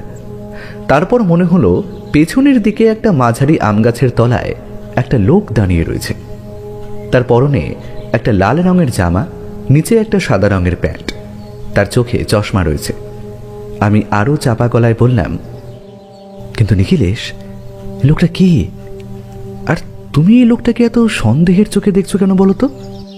অনেকক্ষণ থেকে আমাদের লক্ষ্য করে চলেছে, কিন্তু কেন সেটাই তো বুঝতে পারছি না। একটা কাজ করো, ওই সামনের রাস্তাটা ধরে আবার ডান দিকে ঘুরে লোকটার দিকে এগিয়ে যাওয়া যাক। দেখি তো লোকটা কি করে। আমরা সামনের রাস্তা দিয়ে ডান দিকে ঘুরে লোকটার দিকে এগিয়ে যেতে লাগলাম। এবার বোধহয় লোকটাও বুঝতে পেরেছে আমরা তার দিকে এগিয়ে যাচ্ছি। ব্যাপারটা বুঝতে পেরেই গাছের আড়ালে চলে গেল সে। তারপর পেছনের দিকে আর্ট একাডেমি চৌহদ্দি থেকে বাইরে বেরিয়ে যাওয়া রাস্তার দিকে দৌড়তে শুরু করলো। ব্যাপারটা আচমকাই হয়ে গেল। গেটের কাছের দারোয়ানটা কোনো কাজে একাডেমির ভেতরে আসছিল। নিখিলেশ বলে উঠল, দারোয়ান, লোকটাকে ধরো। নিখিলেশের কথা শুনে আর্ট একাডেমির ভেতর থেকে দারোয়ান থতমত খেয়ে বাইরে বেরিয়ে এলো। তার পরনে খাকি রঙের পোশাক, হাতে একটা মোটা লাঠি। সেও ততক্ষণে লোকটাকে দেখতে পেয়েছে। সেই লোকটার পিছু পিছু দৌড়তে দৌড়তে চিৎকার করে বলতে লাগলো সে, দাঁড়াও দাঁড়াও, চোর চোর, দাঁড়াও। কিন্তু আমাদের তিনজনের যৌথ প্রচেষ্টাকে ফাঁকি দিয়ে সেই লোকটা পালালো। একাডেমির বাইরের বড় গেট পেরিয়ে কোথায় যে রাস্তার ফিরে মিশে গেল তা বোঝা গেল না। আমরা তিনজন যখন গেটের কাছে বেরিয়ে সামনের দিকে তাকালাম, তখন দেখি চারপাশে বেশ কিছু মানুষের চলাচল, কিন্তু লোকটা কোথাও নেই। দারোয়ান একটু অবাক হয়ে বলল, কি হয়েছে বলুন তো বাবু? হ্যাঁ, লোকটা কি চুরি করেছিল? ওই যে ওই আম গাছটার তলায় লোকটা দাঁড়িয়ে গাছ থেকে একটা আম পেড়ে নিচ্ছিল। ব্যাপারটা দেখতে পেয়েই তো আমি তোমায় ডাকলাম। তা তুমি যে ভেতরে গিয়েছিলে সেটা তো আমি জানতাম না, তাই গেট ছেড়ে ভেতরে গিয়েছিলে কেন? আপনাকে বললাম না একাডেমি খুলতে এখনো খানিকক্ষণ সময় বাকি আছে, তাই দরজাটা খুলে ভেতরটা একবার দেখে নিলাম। এখন আবার গেটের কাছে দাঁড়াবো, সবাই আসতে শুরু করবে। কিন্তু বাবুরা, আপনারা কার সঙ্গে দেখা করবেন বলুন তো? নিখিলেশ যে অম্লান বদনে মাঝে মাঝে মিথ্যে কথা বলে সেটা আমি জানি। আজও তেমনটাই হলো। নিখিলেশ বলল, আমি বিপিন লাহিড়ী নামক এক ভদ্রলোকের সঙ্গে দেখা করতে এসেছি। তার এখানে আসার কথা রয়েছে, আর তিনি আমাকে এখানে আসতে বলেছেন। ওই বিপিন বাবু, আচ্ছা আপনারা বিপিন বাবুর অতিথি? এই তাহলে আগে বলবেন তো, আপনাদের এভাবে দাঁড় করিয়ে রেখেছি জানতে পারলে বাবু আমায় খুব বকবে। হ্যাঁ, এই ভেতরে তো খুলে দিয়েছি। হ্যাঁ, ভেতরে গিয়ে আশপাশটা ঘুরে দেখুন। হ্যাঁ, এই বসার জায়গাও রয়েছে ভেতরে। হ্যাঁ, গিয়ে বসুন বসুন, বাইরে রোদে কষ্ট পাবেন। বিপিনবাবুর কথা শুনে দারোয়ানের মুখে হাসি ফুটতে দেখেই বোঝা গেল বিপিনবাবু এখানে বেশ পরিচিত। লোকটা বলেছিল সে পেইন্টিংয়ের সাথেই যুক্ত, তাছাড়া এক্সিবিশনটা নাকি তিনি করেছেন সব কিছু মিলিয়ে। নিখিলেশ চালটা ভালোই দিয়েছিল। আমরা ভেতরে গিয়ে ঢুকলাম। দারোয়ান গেটের কাছে দাঁড়িয়ে রইল। ভেতরে গিয়ে ঢুকতেই কিন্তু বেশ ভালো লাগলো। দেওয়ালে সাজানো রয়েছে অনেক ছবি, একপাশে সারি দেওয়া চেয়ার, তার সামনে বেশ খানিকটা বড় তক্তার মতন রাখা রয়েছে। তার কাছে একটা খোলা জায়গায় ঘরের চারপাশে ছোট ছোট জানলা। নিখিলেশ হাঁটতে হাঁটতে বলল, এখানেই মৃন্ময় ছবি আঁকার জন্য আসতো, তাহলে এখানে নিশ্চয়ই তার কিছু বন্ধু হয়েছিল, আর এই বন্ধুগুলোর মধ্যে কেউ না কেউ এ ব্যাপারে কিছু তো একটা জানতে পারে। তার জন্য তো আমাদের অপেক্ষা করতে হবে, আর মৃন্ময়ের সাথে কার বন্ধুত্ব রয়েছে সেটা জানতে গেলে তো সবার সাথে কথাও বলতে হবে। ব্যাপারটা তো অত সহজ হবে না। জায়গাটা দেখে তো মনে হচ্ছে এখানে বেশ লোকজন হয়। আর তুমি বিপিনবাবুর নামে মিথ্যে কথা বললে কেন? তার কি এখানে আসার কথা রয়েছে? তোমায় কে বললো বলো তো আমি মিথ্যে কথা বলেছি? সত্যিই তো বিপিনবাবুর এখানে আসার কথা রয়েছে। ও, তার মানে তুমি বিপিনবাবুর টেলিফোনের জন্য অপেক্ষা করছিলে, আর এখানে আমরা বিপিনবাবুর সাথেই দেখা করতে এসেছি, তাই তো? আর তুমি কি এক কাজে দু কাজ করতে চাইছো? ওই এক্সিবিশনের ব্যাপারে খোঁজ আর মৃন্ময় হালদারের ব্যাপারে খোঁজ। মাঝে মাঝে তোমার মাথা এত ভালো চলে না যে আমায় বলতেই হয় তোমার বুদ্ধি বাড়তে শুরু করেছে।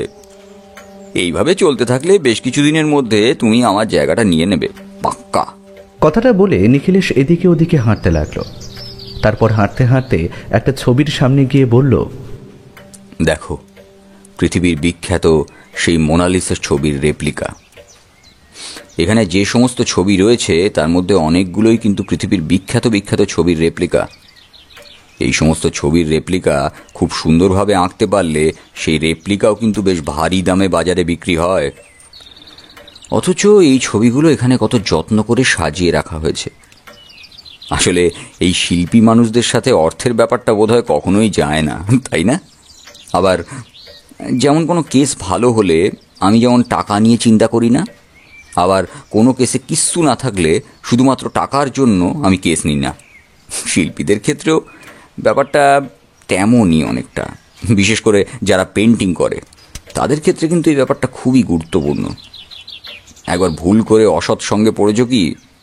নিখিলেশ কথা বলতে বলতে একটা ছবির সামনে গিয়ে দাঁড়িয়ে থমকে রইল। আমি তাকিয়ে দেখলাম একটা অদ্ভুত ছবি। একটা রং বেরঙের কাপড় পরা লোক মাটিতে প্রায় নুয়ে পড়েছে।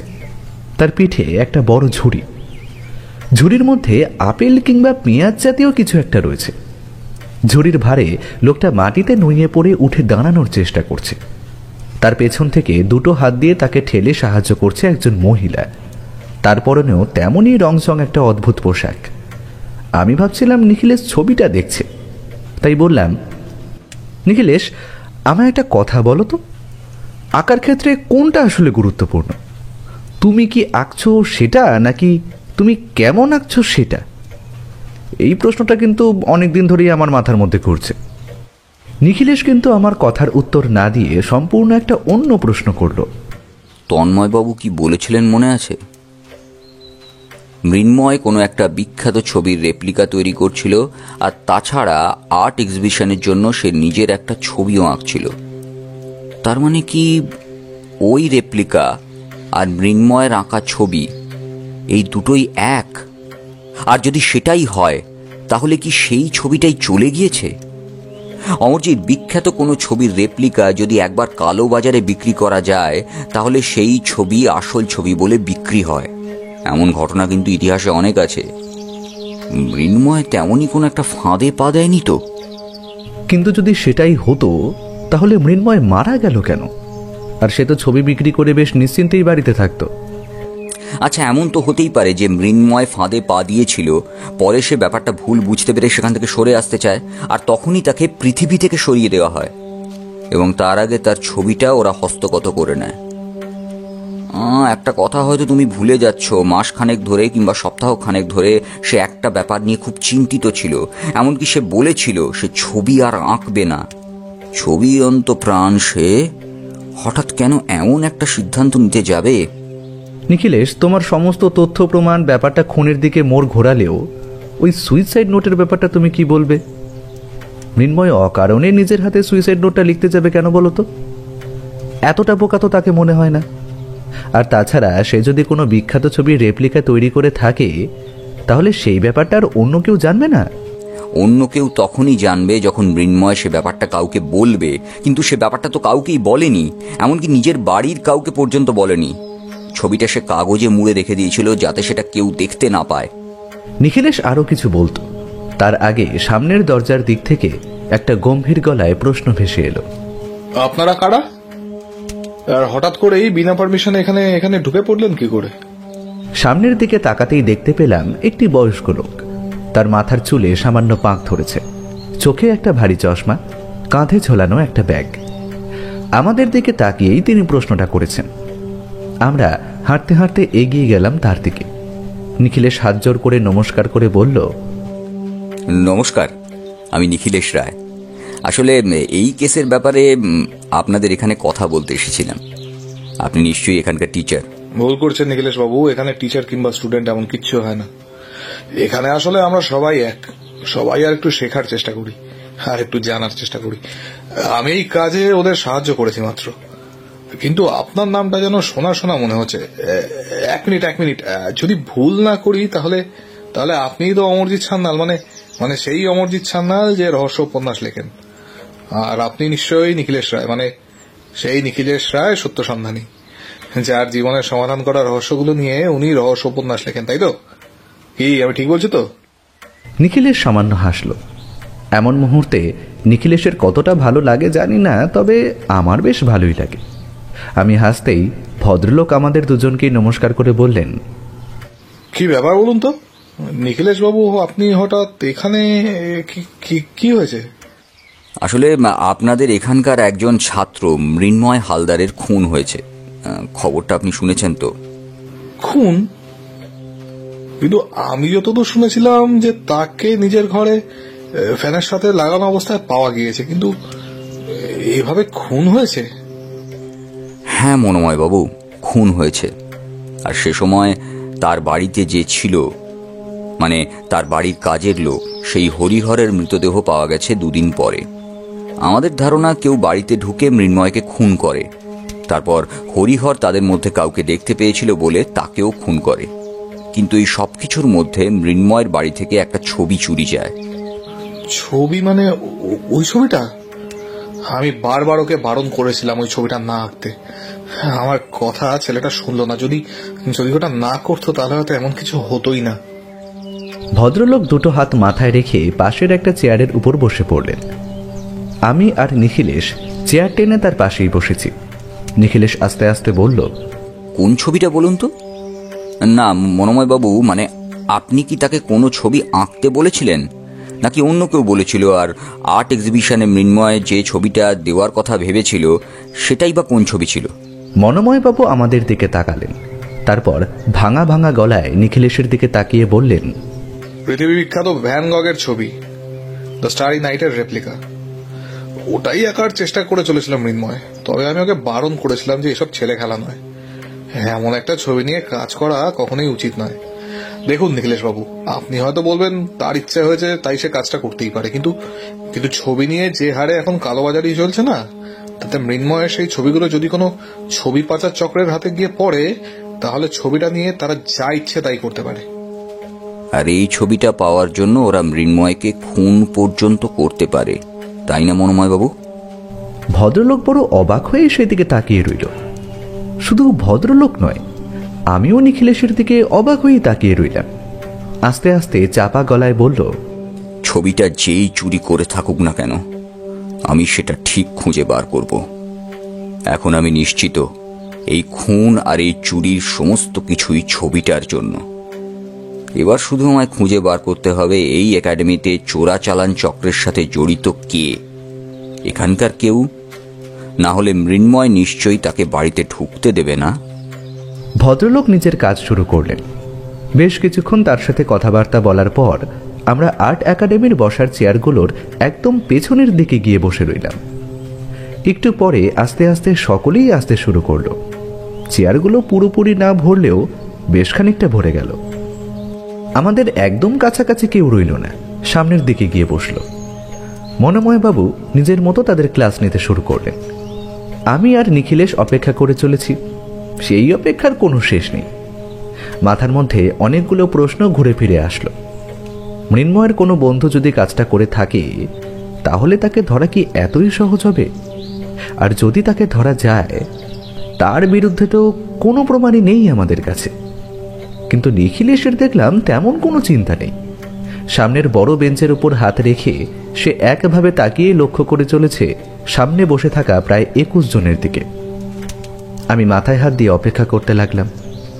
এদের মধ্যে থেকে আসল অপরাধীকে খুঁজে বার করব কি করে? আর্ট একাডেমিতে যে শুধু ছবি আঁকা বাদ দিয়ে আরো অনেক কিছু বোঝানো হয় সেটা কিন্তু আমি প্রথমবার জানতে পারলাম। তবে একটা কথা শুনেছিলাম, পৃথিবীতে নাকি জানার শেষ নেই। সেই কথাটা আজ সত্যি বলে আবার প্রমাণিত হলো। ছবির বিষয়ে অনেক কিছুই জানতে পারলাম। বুঝতে পারছিলাম নিজের কাজ করতে করতে মনোময় বাবু মাঝে মাঝে আমাদের দিকে আর চোখে তাকিয়ে দেখছেন। নিখিলেশ কিন্তু হাত তুলে তাকে স্বাভাবিক থাকতে বলল। প্রায় ঘন্টাখানেক এভাবে চুপ করে বসে কোনো কাজ না করতে করতে আমার কেমন যেন অস্বস্তি হতে শুরু করলো। আমায় উসখুস করতে দেখে নিখিলেশ খোঁচা মেরে বলল, অমরজিৎ, আরেকটু বসো, আরেকটু ধৈর্য ধরে বসো। আরে ওই ছেলেটা কি করছে? ওর কথায় আমি সামনের দিকে তাকিয়ে প্রথমে কিছুই দেখতে পেলাম না। নিখিলেশ টেবিলের উপর হাতটা রেখে আঙুলটা এমনভাবে নির্দেশ করলো যাতে কেউ পেছনে ঘুরলেও তার হাতটা দেখতে না পায়। তারপর বলল, আরে দেখতে পাচ্ছ না? ওই দেখো, সাদা জামা পরা ছেলেটা মনে হচ্ছে বেঞ্চের তলা দিয়ে পাশের ছেলেটিকে কিছু একটা বাড়িয়ে দিচ্ছে। আমি যখন তাকিয়েছি তখন কিছুই দেখতে পেলাম না। শুধু দেখতে পেলাম দুজন মাথা নিচু করে পাশাপাশি ইশারায় কোনো কথা বলার চেষ্টা করছে। বাকি সকলেই কিন্তু মন দিয়ে সামনের দিকে তাকিয়ে শুনছে। আজ মনে হয় এখান থেকে কিছু একটা জেনেই যাব আমরা। প্রথমে সেই লোকটা যে আমাদের অনুসরণ করেছিল, তারপর সবাই ভালোভাবে মনোময় বাবুর কথা শুনছে, অথচ এরা দুজন নিজেদের মধ্যে কোনো ব্যাপারে কথা বলে চলেছে। আমি ছেলে দুটোকে ভালো করে দেখে রাখলাম। তাদের বয়স মৃন্ময় হালদারের বয়সের কাছাকাছি কিংবা সামান্য বেশি হবে। এতটা দূর থেকে ভালোভাবে বোঝা যায় না। তবে তারা মাঝে মাঝে এদিক ওদিক তাকিয়ে দেখছিল কেউ তাদের কথা শুনছে কিনা। ব্যাপারটায় যে একটা রহস্য রয়েছে তা বুঝতে পারলাম। ক্লাস শেষে সকলেই যখন বেরিয়ে গেল আমরাও বেরিয়ে পড়লাম। মনোময় বাবুর সাথে নিখিলেশ আরেকবার কিছু একটা কথা বলে নিল। আমি বিশেষ করে বুঝতে পারলাম সে বাইরের দিকে তাকিয়ে ছেলেদের মধ্যে কাউকে একটা আঙুল দেখিয়ে কিছু জিজ্ঞাসা করছে। তারপর যখন আমার কাছে এলো আমি বললাম, কি ব্যাপার বলো তো? তুমি মনোময় বাবুর সাথে আবার তো কি কথা বলছিলে? মৃন্ময় হালদারের বন্ধুদের ব্যাপারে জানতে হবে না? একটা আশ্চর্যের ব্যাপার কি বলতো, ওই যে ছেলে দুটো যার সঙ্গে কথা বলছিল ওরাই কিন্তু মৃন্ময় হালদারের সব থেকে কাছের বন্ধু ছিল এখানে। আর মনোময় বাবুর কাছ থেকে জানা গেছে তারা কিন্তু মাঝে মাঝে মৃন্ময় হালদারের বাড়িতেও যেত। তবে মৃন্ময় হালদারের সবচেয়ে কাছের বন্ধু যে ছিল সে কিন্তু বেশ অনেক দিন ধরে এখানে আসছে না। বিশেষ করে মৃন্ময় হালদার মারা যাওয়ার পরের দিন থেকেই ব্যাপারটা কেমন যেন একটা রহস্যময় মনে হচ্ছে না? নিখিলেশের কথায় আমি অবাক হয়ে গেলাম। এত খবর সে এর মধ্যে খুঁজে বার করে ফেলেছে। তাহলে তো আমাদের একবার সেখানে যাওয়া দরকার। ছেলেটির বাড়িতে গিয়ে তার খোঁজ নেওয়া দরকার। বলা যায় না আবার যদি হরিহরের মতন। আমি জানি অমরজিৎ তুমি কি ভাবছো। এই ছেলেটির বাড়িতে যাওয়ার কথা ভাবছো। তার সমস্ত ব্যবস্থা আমি করে ফেলেছি। তবে এখন আর তার বাড়িতে যাওয়া হবে না। আমি অবাক হয়ে তার দিকে তাকিয়ে রইলাম। মানেটা কি? এখানে আমরা এসেছিলাম মৃন্ময় হালদারের বন্ধুদের ব্যাপারে খোঁজ নিতে, আর সেটা তো নেওয়া হয়ে গেছে। তাহলে আমরা তার বাড়িতে যাব না তো এখন কি করব? মৃন্ময় হালদারের মৃত্যুর পর থেকেই দুটি ছেলের আচরণ কিন্তু বেশ অদ্ভুত। দুটি ছেলের ওপর নজর রাখতে হবে, ওরা যেন চোখের আড়াল হয়ে না যায়। খানিক দূর থেকে ওদের অনুসরণ করতে হবে, বুঝলে? আমরা আর্ট একাডেমি থেকে বাইরে বেরিয়ে এলাম। আসার সময় দারোয়ান জানালো বিপিনবাবু কিন্তু তখনও আসেনি। বিপিনবাবুর জন্য অপেক্ষা না করতে হলে একটা টেলিফোন করে নিতে বলল। তারপরে আমরা বাইরে বেরিয়ে রাস্তায় নামতে দেখতে পেলাম দুটো ছেলে আগের মতোই নিজেদের মধ্যে কথা বলতে বলতে রাস্তার বাঁ দিক ধরে এগিয়ে যাচ্ছে। আমরাও তাদের অনুসরণ করলাম, কিন্তু কেন অনুসরণ করছি সেটা কিন্তু তখনও বুঝতে পারছিলাম না। নিখিলেশ একবার শুধু চাপা গলায় বলল, আশপাশে নজর রাখবে, সেই লাল জামা আর চোখে রোদ চশমা পরা লোকটা কিন্তু এত সহজে হাল ছেড়ে দেবে না। কিন্তু নিখিলেশ, তুমি কি ভাবছো বলো তো? এই ছেলে দুটোর কাছ থেকে এমন কোনো তথ্য খুঁজে পাওয়া যাবে যেটা মৃন্ময় হালদারের ওই বন্ধুর কাছ থেকে খুঁজে পাওয়া যাবে না? হয়তো আমাদের ধারণা মিথ্যে হতে পারে। ছেলে দুটো সবার থেকে লুকিয়ে কেমন যেন নিজেদের মধ্যে কথা বলছিল, আর মনোময় বাবু জানিয়েছে এরাই মৃন্ময়ের সব থেকে কাছের বন্ধু ছিল, ওই একজন বাদে। এরা কিছু একটা জানে, আর সেটাই আমাদের খুঁজে বার করতে হবে। বেশ কিছুক্ষণ আমরা ছেলে দুটিকে অনুসরণ করে চলেছি। মাঝে মধ্যে রাস্তার ভিড় বেড়ে যাচ্ছে, আবার কখনো কখনো কমেও আসছে। ছেলে দুটো কিন্তু এর মধ্যে একবারও পেছনের দিকে তাকায়নি। একটা ব্যাপার ভেবে অবাক হয়ে যাচ্ছিলাম, সাধারণত মানুষ হাঁটার সময় এদিক ওদিকে তাকায়, ছেলে দুটো একভাবে সামনের দিকে তাকিয়ে হেঁটেই চলেছে। হঠাৎ করে পেছনের দিকে নজর পড়ল, আর আমার বুকের ভেতরটা কেমন কেঁপে উঠল। আমার পা স্তব্ধ হয়ে গেল। দেখতে পেলাম সেই লাল জামা পরা চোখে চশমা লোকটা একটা পিস্তল তুলে আমাদের দিকে তাক করেছে। মুহূর্তের মধ্যে আমি থমকে দাঁড়িয়ে পড়লাম। সেই মুহূর্তে নিখিলেশ একটা ধাক্কা দিয়ে আমায় রাস্তায় ফেলে দিল। আর একটু হলে পথ চলতে একটা লোকের সাথে আমার ধাক্কা লেগে যেত। আর সেই মুহূর্তেই পেছনের দিক থেকে একটা সাই শব্দ করে একটা গুলি উড়ে গেল সামনের দিকে। আমি রাস্তার কাছে গিয়ে পড়তে যে ভদ্রলোককে সামনে এসেছিলেন তিনি আমায় কোনো রকমে তুলে ধরলেন, কারণ গুলির শব্দ ততক্ষণে সবাই শুনতে পেয়েছে। নিখিলেশ কিন্তু আর অপেক্ষা করল না। আমি চিৎকার করে বলে উঠলাম, নিখিলেশ দাঁড়াও, সামনে এগিয়েও না নিখিলেশ। নিখিলেশ আমার কথা না শুনেই দৌড়ে যেতে যেতে বলল, সামনের ওই ছেলে দুটোকে আটকাও। তারপর ঝড়ের গতিতে সেই দিকে দৌড়ে গেল যেদিকে লাল জামা পরা চশমা লাগানো লোকটা দাঁড়িয়ে গুলি চালিয়েছিল। লোকটা ততক্ষণে চমকে উঠে আবার পেছনের দিকে দৌড়তে শুরু করেছে। নিখিলেশ তার পিছু পিছু দৌড়চ্ছে। আশেপাশে যারা ছিল সবাই অবাক হয়ে তাকিয়ে দেখছে। তাদের দুজনকে কিন্তু কেউ লোকটাকে ধরার মতো চেষ্টা করছে না। দূরের রাস্তার কাছে একজন পাহারাদার বোধহয় দাঁড়িয়েছিল। সে ব্যাপারটা দেখতে পেয়ে এলো, কিন্তু তার আগেই লোকটা একটা ছোট্ট গলির মধ্যে ঢুকে যে কোথায় হারিয়ে গেছে সেটা আর দেখা গেল না। আমি দেখতে পেলাম নিখিলেশ আর সেই পাহারাদার সেই গলির ভেতরে ঢুকল। এদিকে সেই ছেলে দুটো পেছনের দিকে তাকিয়ে এই সমস্ত দেখে কেমন যেন অবাক হয়ে গেছে। আমি আর সময় নষ্ট করলাম না, তাড়াতাড়ি উঠে গিয়ে ছেলেটার সামনে দাঁড়িয়ে বললাম, তোমরা মৃন্ময় হালদারের বন্ধু তো? কথাটা শুনে দুজন ছেলে কেমন যেন চমকে উঠল।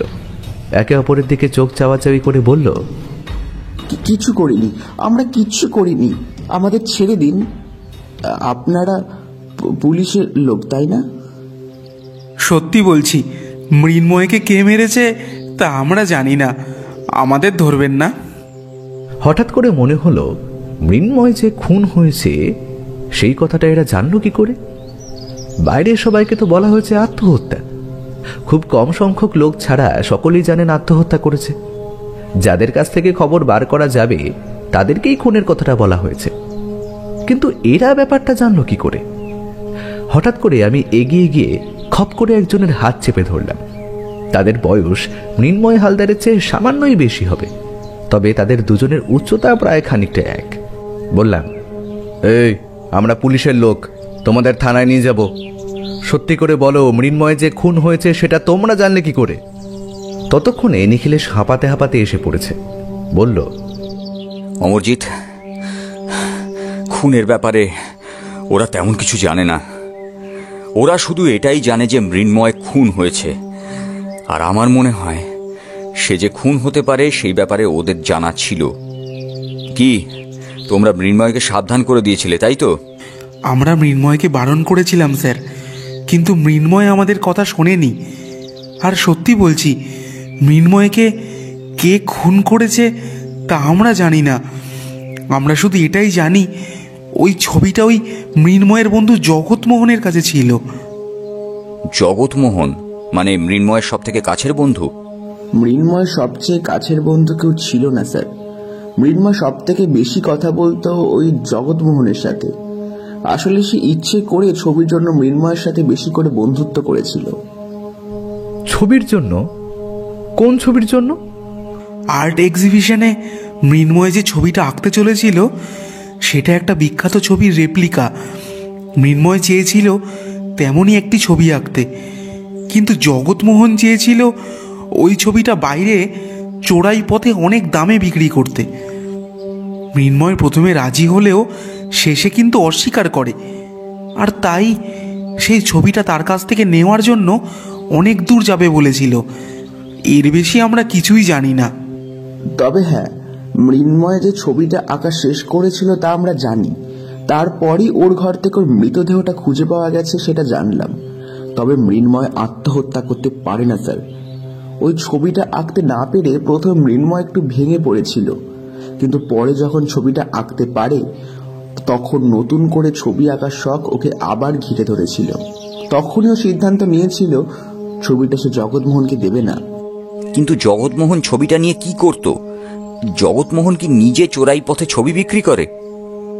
না, জগৎমোহন আমাদের বয়সেরই, সেও সব জানবে কি করে? তবে জগৎমোহনের সাথে দুজন লোকের চেনাশোনা আছে, তারাই এইসব কাজ করে। জগৎমোহনকে দিয়ে যারা ভালো আঁকাতে পারে তাদের কাছ থেকে বিখ্যাত কিছু ছবির রেপ্লিকা তৈরি করিয়ে তারপর সেই ছবি বাজারে চড়া দামে বিক্রি করে। যে ছবি আঁকে সে কিছু টাকা পায়, তবে নাম পায় না। মৃন্ময় প্রথমে রাজি হলেও ওই কারণে অস্বীকার করেছিল, আর তাই তাকে ওরা খুন করেছে। কিন্তু জগৎমোহনের বাড়ি গিয়ে তাকে খুঁজে পাওয়া যায়নি। তার বাড়ির লোক জানিয়েছে জগৎমোহন বেশ কিছুদিন ধরে নিরুদ্দেশ, আর সে ব্যাপারে তারা স্থানীয় পুলিশে খবর দিয়েছে। কিন্তু স্যার, জগৎমোহনকে তো বাড়িতে পাওয়া যাবে না, তা আমরা জানি। ওই ছবিটা মৃন্ময়ের বাড়ি থেকে চুরি হওয়া থেকেই জগৎমোহনকে আর কেউ দেখতে পায়নি। হঠাৎ করে আমার মনে পড়ে গেল হরিহরের কথাটা। ছবি চুরি যাওয়ার পর হরিহরকে আর দেখতে পাওয়া যায়নি। তারপরেই তার মৃতদেহ পাওয়া গেছে ওই ডোবার জলে। তাই বললাম, নিখিলেশ, তাহলে জগৎমোহনকেও কি? সম্ভাবনা এখন একটাই রয়ে যাচ্ছে, এই গোটা ছবি চোরাচালান চক্রটা তাহলে নেহাত ছোট নয়। পরপর দুটো খুন আর একজনকে অপহরণ করে যখন রাখতে পেরেছে, তখন তার মানে পেছনে কেউ রয়েছে। আর ওই লোকটা এত দিনের আলোয় ভরা লোকজনের মধ্যে গুলি চালিয়েছে। তার মানে তার মাথার উপর যার হাত রয়েছে সে নেহাত ছোটখাটো কেউ নয়। আচ্ছা, তোমরা কি কেউ জগৎমোহনের সাথে কোনো সময় ওই চোরাচালানকারীদের ব্যাপারে কোনো কথাবার্তা বলেছিলে? তারা কোথায় থাকে, কিংবা তাদের কোনো ডেরা আছে, আর জগৎমোহন ছবি দিত, সে সমস্ত কিছু জানো? যুবক দুজন অনেক কষ্ট করে মনে করার চেষ্টা করলো। ততক্ষণে আশেপাশে লোকজন জমে গেছে। নিখিলেশ একটা ফাঁকা জায়গার দিকে গেল। সেখানে যেতেই যুবক বলল, জগৎমোহন যে ছবিগুলো কোথায় দিত তা আমি জানি না, তবে আমায় একবার একটা বাড়িতে নিয়ে গেছিল। সেখানে একজনের কাছে ও মাঝে মাঝেই যেত। আমি সেখানে আপনাদের নিয়ে যেতে পারি স্যার, তার বেশি আর কিছু। এতেই হবে, বুঝলে? তুমি এক্ষুনি আমাদের সেখানে নিয়ে চলো। দুজন যুবকের মধ্যে একজনকে তার বাড়ির উদ্দেশ্যে রওনা করে দিলাম। নিখিলেশ নিশ্চিন্ত মনে তাকে পাঠিয়ে দিল, কারণ তার উপর কেউ আক্রমণ করবে বলে তার মনে হচ্ছিল না। আমি বারবার লাল জামা পরা রোদ চশমার লোকটার কথা ভাবছিলাম। তবে যুবকটি জানালো তাদের বাড়ি খুব একটা বেশি দূরে নয়, সে চলে যেতে পারবে। অন্য যুবকটি আমাদের সাথে চলল সেখানে যেখানে জগৎমোহন তাকে নিয়ে গিয়েছিল। বাড়িটার সামনে দাঁড়িয়ে বুঝতে পারলাম বাড়িটা বেশ পুরনো। এদিকে ওদিকে রং চটে গিয়েছে।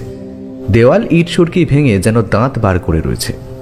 একটা ছোট্ট অন্ধকার মতো দরজার সামনে এসে যুবকটি বলল, বাড়িতে এসেছিলাম জগৎমোহনের সাথে। ওপরের দোতলার ঘরে একটা লোক আছে, তার সাথে কথাবার্তা বলতো। তবে আমি মাত্র দুবার এসেছি, তাই সেরকম কিছুই জানি না। বেশ, তোমাদের উপরে যাওয়ার প্রয়োজন নেই। অমরজিৎ, তুমি ওকে নিয়ে আশপাশের কোথাও একটা... দাঁড়াও, আশপাশে কোনো দোকানপাটও তো দেখছি না। আচ্ছা, সামনের যে মোড়টা পেরিয়ে আমরা এসেছি সেখানে একটা চায়ের দোকান আছে, তুমি সেখানে গিয়ে বসো। এদিকে দাঁড়িয়ে থাকলে বিপদের সম্ভাবনা রয়েছে। আমি উপরে যাচ্ছি। সাবধান নিখিলেশ। নিখিলেশ হাসল, তারপর বলল, আমি জানি অমরজিৎ তুমি কি বলতে চাইছো, তবে চিন্তা নেই, আমার কাছে রিভলভার আছে। সেটা নিয়ে তোমাকে ভাবতে হবে না। তুমি সামনের মোড়ে চায়ের দোকানে যাও। এখানে দাঁড়ালে এই ছেলেটির কিন্তু সমস্যা হতে পারে। যখন এখানে দুবার এসেছে তাহলে নিশ্চয়ই একে কেউ না কেউ দেখেছে। নিখিলেশের কথায় আমরা সামনের রাস্তার মোড়ে চায়ের দোকানের কাছে গিয়ে দাঁড়ালাম। বেশ কিছুক্ষণ দাঁড়িয়ে রয়েছি, বারবার ভেবে চলেছি ওপরে কি হচ্ছে। নিখিলেশ কি কাউকে খুঁজে পাবে, নাকি কাউকেই পাবে না এই বাড়িতে? আর যদি আবার কোনো বিপদ হয় প্রকাশ্য রাস্তায়, তাহলে এখানে এই ভাঙাচোরা ঘরের মধ্যে যদি কেউ আক্রমণ করে? বারবার ইতস্তত করছি দেখে সেই যুবকটি আমার পাশে বসে থাকতে থাকতে বলল, স্যার আপনারা পুলিশের লোক, তাই আপনাদের বলছি। ওই জগৎমোহন কিন্তু আমাদের একাডেমির সবাইকে নকল ছবি আঁকার কথা বলতো, তবে এই কথাটা বড়রা কেউ জানতো না, আর সবাইকে ভয় দেখাতো যদি আমরা এই কথাটা বড়দের কাউকে বলে দিই তাহলে তার ফল নাকি ভালো হবে না। আর একটা লোক মাঝে মাঝে জগৎমোহনের কাছে আসতো, আর ওই লোকটার কাছে পিস্তল ছিল। আমার মনে হয় আপনাদের ওপর যে গুলি চালিয়েছিল ওই লোকটাই সেই লোকটা। ওই লোকটার ঠিকানা তুমি জানো, যে লোকটা আমাদের উপর গুলি চালিয়েছিল? আর সে জগৎমোহনের কাছে আসতো যখন, সে কি তাকে কিছু দিত? যুবক এই প্রশ্নের উত্তর দিতে পারল না, তবে বুঝতে পারছিলাম এইসব কিছুর সাথে জগৎমোহন ওতপ্রোতভাবে জড়িত রয়েছে। কিন্তু দুঃখের বিষয় হল জগৎমোহন নিজেও নিরুদ্দেশ। এই কেসে প্রথম থেকেই এমনই হচ্ছে। প্রথমে হরিহরকে আমরা সন্দেহ করলাম, হরিহর নিরুদ্দেশ হয়ে গেল। তার মৃতদেহ পাওয়া গেল কবরস্থানের পাশে ডোবায়। আবার এখন জগৎমোহনকে সন্দেহ করছি, জগৎমোহনও নিরুদ্দেশ। যদি সেটাই হয় তাহলে এই গোটা দলটাকে আমরা ধরব কি করে? আর এই কেসটা এমনিতেই বেশ কয়েকদিন হয়ে গিয়েছে, এক্সিবিশনের আর খুব বেশি দিন বাকি নেই। নিখিলেশ কি এক্সিবিশনের আগে ছবিটা উদ্ধার করতে পারবে? আর কিন্তু কোনো কথা হলো না আমাদের মধ্যে। যুবকটিও যেন রুদ্ধশ্বাসে অপেক্ষা করতে লাগলো নিখিলেশের ফিরে আসার জন্য। নিখিলেশ একটু পরে ফিরে এলো, কিন্তু যখন ফিরে এলো তখন তার মুখে একটা কেমন অদ্ভুত হাসি। দেখে মনে হয় নিখিলেশ যেন কিছু খুঁজে বার করতে পেরেছে। মুখে এমন হাসি তখনই দেখা যায় যখন নিখিলেশ কোনো কেসের সমাধান প্রায় করে আনে। আমি তার মুখের হাসি দেখতে দেখতে উত্তেজিত হয়ে বললাম, নিখিলেশ, কিছু খুঁজে পেলে? পেয়েছি অমরজিৎ, এমন একটা জিনিস পেয়েছি যেটা গোটা কেসটাকে পাল্টে দেবে। এই দেখো। এতক্ষণ ধরে নিখিলেশের ডান হাতে যে কিছু একটা ধরা ছিল সেটা দেখতে পাইনি, এবার সেটা সামনে নিয়ে আসতে দেখতে পেলাম। একটা ছোট্ট ডায়েরি। কিন্তু অবাক হয়ে বললাম, কিন্তু এই ছোট ডায়েরিটা আমাদের এই কেসটা সমাধান করবে কি করে? আর তাছাড়া তুমি মৃন্ময় হালদারের ডায়েরিটাও তো নিয়ে গিয়েছিলে, সেখান থেকে কিছু উদ্ধার করতে পেরেছ? অমরজিৎ, আমার শুধু আজকের দিনটার সময় প্রয়োজন। কাল সকালেই এই কেসের সমাধান আমি করতে পারবো বলে মনে হচ্ছে। আচ্ছা, তুমি এখন বাড়ি ফিরে যাও, প্রয়োজন হলে আমরা তোমায় বাড়ি পর্যন্ত দিয়ে আসছি। আর হ্যাঁ, এই দুটো দিন বাড়ি থেকে বেরোবার সময় একটু আশপাশের দিকে লক্ষ্য রাখবে, আর সন্দেহজনক কিছু মনে হলে এই নাম্বারে আমাকে টেলিফোন করবে। যুবকটি নিজেই যেতে পারবে বলে চলে গেল। আমরাও বাড়ি ফিরে এলাম। গোটা পথ কিন্তু নিখিলেশ আর কোনো কথা বলল না, তবে বুঝতে পারছিলাম বেশ গভীর রাত পর্যন্ত সে ঘরে আলো জ্বালিয়ে কাজ করছে, আর তার সাথে মাঝে মাঝে টেলিফোন তুলে কারোর সাথে কথা বলছিল।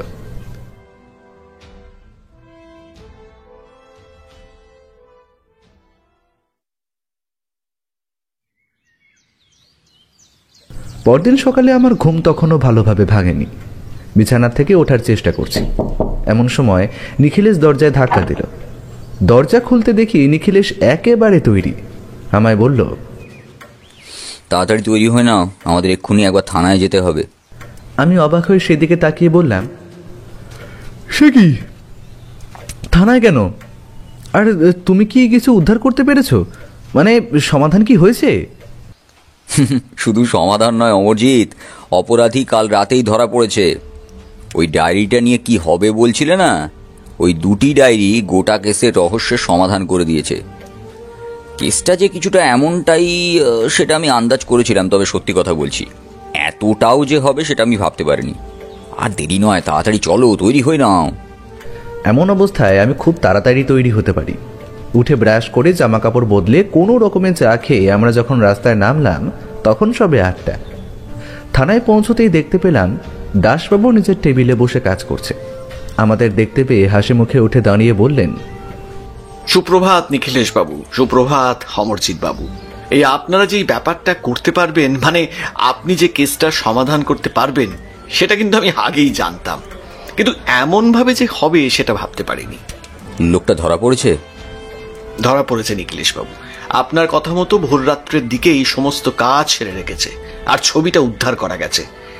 ছবিটা কি এখন দেখবেন আপনি? তাকিয়ে দেখলাম টেবিলের একপাশে বেশ বড় সড়ো একটা ছবির মতন কিছু কাগজে মোড়া রয়েছে। নিখিলেশ বলল, এখন এটা খোলার প্রয়োজন নেই।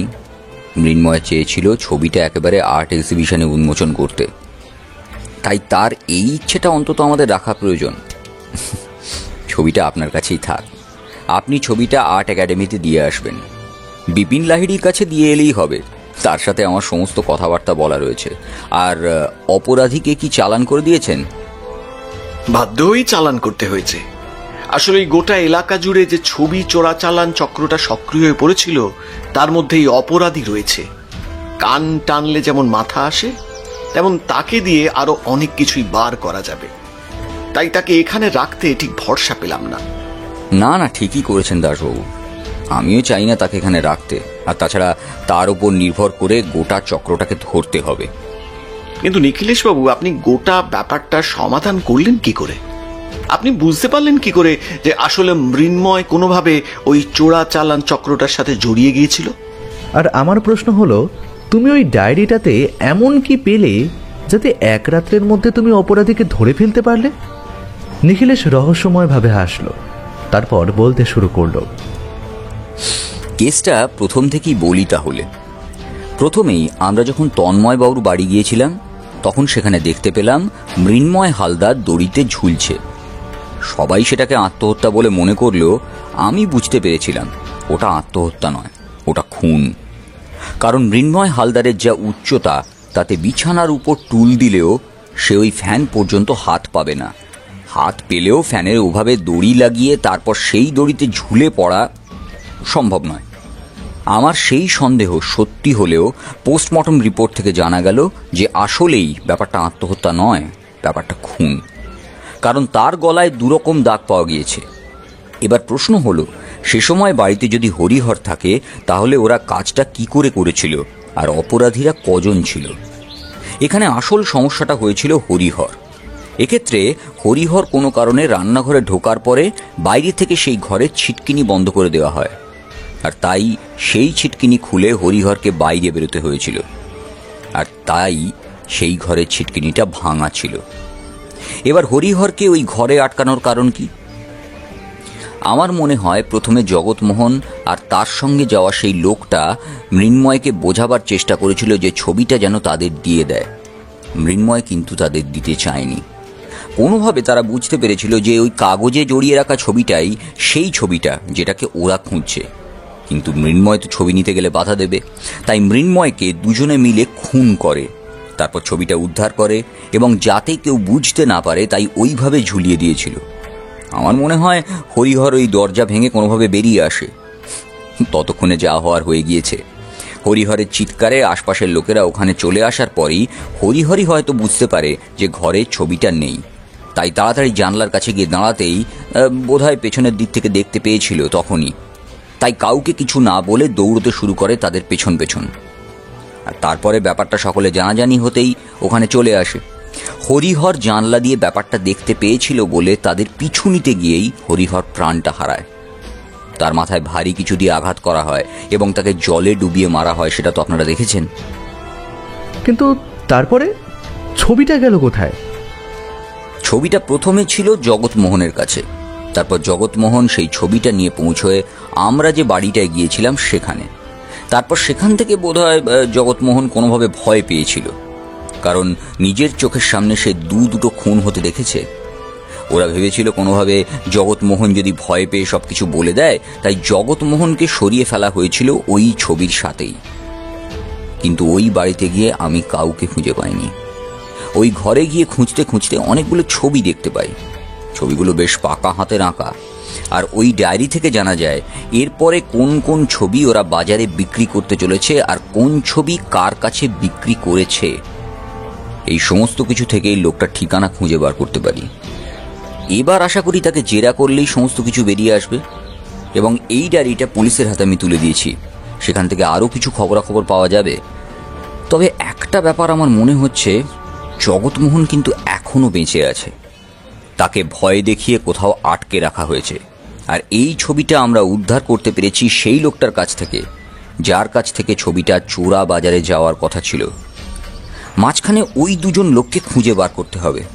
প্রথম হলো যার বাড়িতে জগৎমোহন মাঝে মাঝে যেত, এবং দ্বিতীয় সেই লোকটা যে আমাদের উপর গুলি চালিয়েছিল। তাহলেই জগৎমোহনকে পাওয়া যাবে। ছবিটা যখন পাওয়া গেছে, আশা করি বাকি সবাইকে ধরা যাবে। আর ওই ব্যাটা সবকিছুই জানে, একটু জোরে চাপ দিলেই ওর কাছ থেকে ফটফট করে সবকিছু বেরিয়ে আসবে। তবে আমি ভাবছি ছেলেটার না কিছু হয়ে যায়। সেদিনের মতো আমরা থানা থেকে ফিরে গেলাম। কয়েকদিন পর সেই আর্ট এক্সিবিশনে আমরাও আমন্ত্রিত হয়েছিলাম। বিপিনবাবু আমাদের ডেকেছিলেন। সেদিন যে ক্লাসরুমে আমরা চেয়ার আর বেঞ্চ দেখেছিলাম, সেই ক্লাসরুমটা ফাঁকা। আশেপাশের দেওয়ালে ছবি ছড়িয়ে রয়েছে আগের মতোই। তার পাশে মাঝে মাঝে একটা করে ছবি দাঁড় করানো, কখনো দেওয়াল থেকে ঝুলছে, কখনো বা নিচ থেকে একটা ফটো স্ট্যান্ডের সাথে রাখা। বর্তমানে এই আর্ট এক্সিবিশনের বেশ চল হয়েছে। ইতিমধ্যে আরও একটা খবর জানা গেছে, অপরাধীদের মধ্যে অনেকেই ধরা পড়েছে। জগৎমোহনকে পাওয়া গেছে তাদেরই একজনের বাড়ি থেকে। তাকে আটক করে রাখা হয়েছিল। জগৎমোহন সমস্ত কিছুই স্বীকার করেছে। আর্ট এক্সিবিশনে ঘুরতে ঘুরতে একটা ছবির সামনে আমরা গিয়ে দাঁড়ালাম। নিখিলেশ বলল, অমরজিৎ, ছবিটা একবার দেখে নাও। যে ছবির জন্য এত কাণ্ড হলো, যে ছবির জন্য মৃন্ময় হালদার খুন হলো, হরিহর বেঘরে মারা গেল, এমনকি জগৎমোহনকে পর্যন্ত অপহরণ করা হলো। আমরা এগিয়ে গিয়ে দাঁড়ালাম ছবিটার সামনে।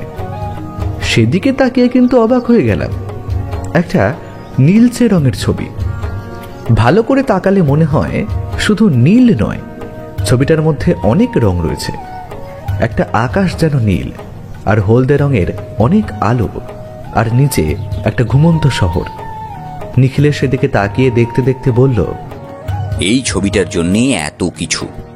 এটা ভ্যান গগের আঁকা সেই বিখ্যাত ছবি অমরজিৎ, দ্য স্টারি নাইট।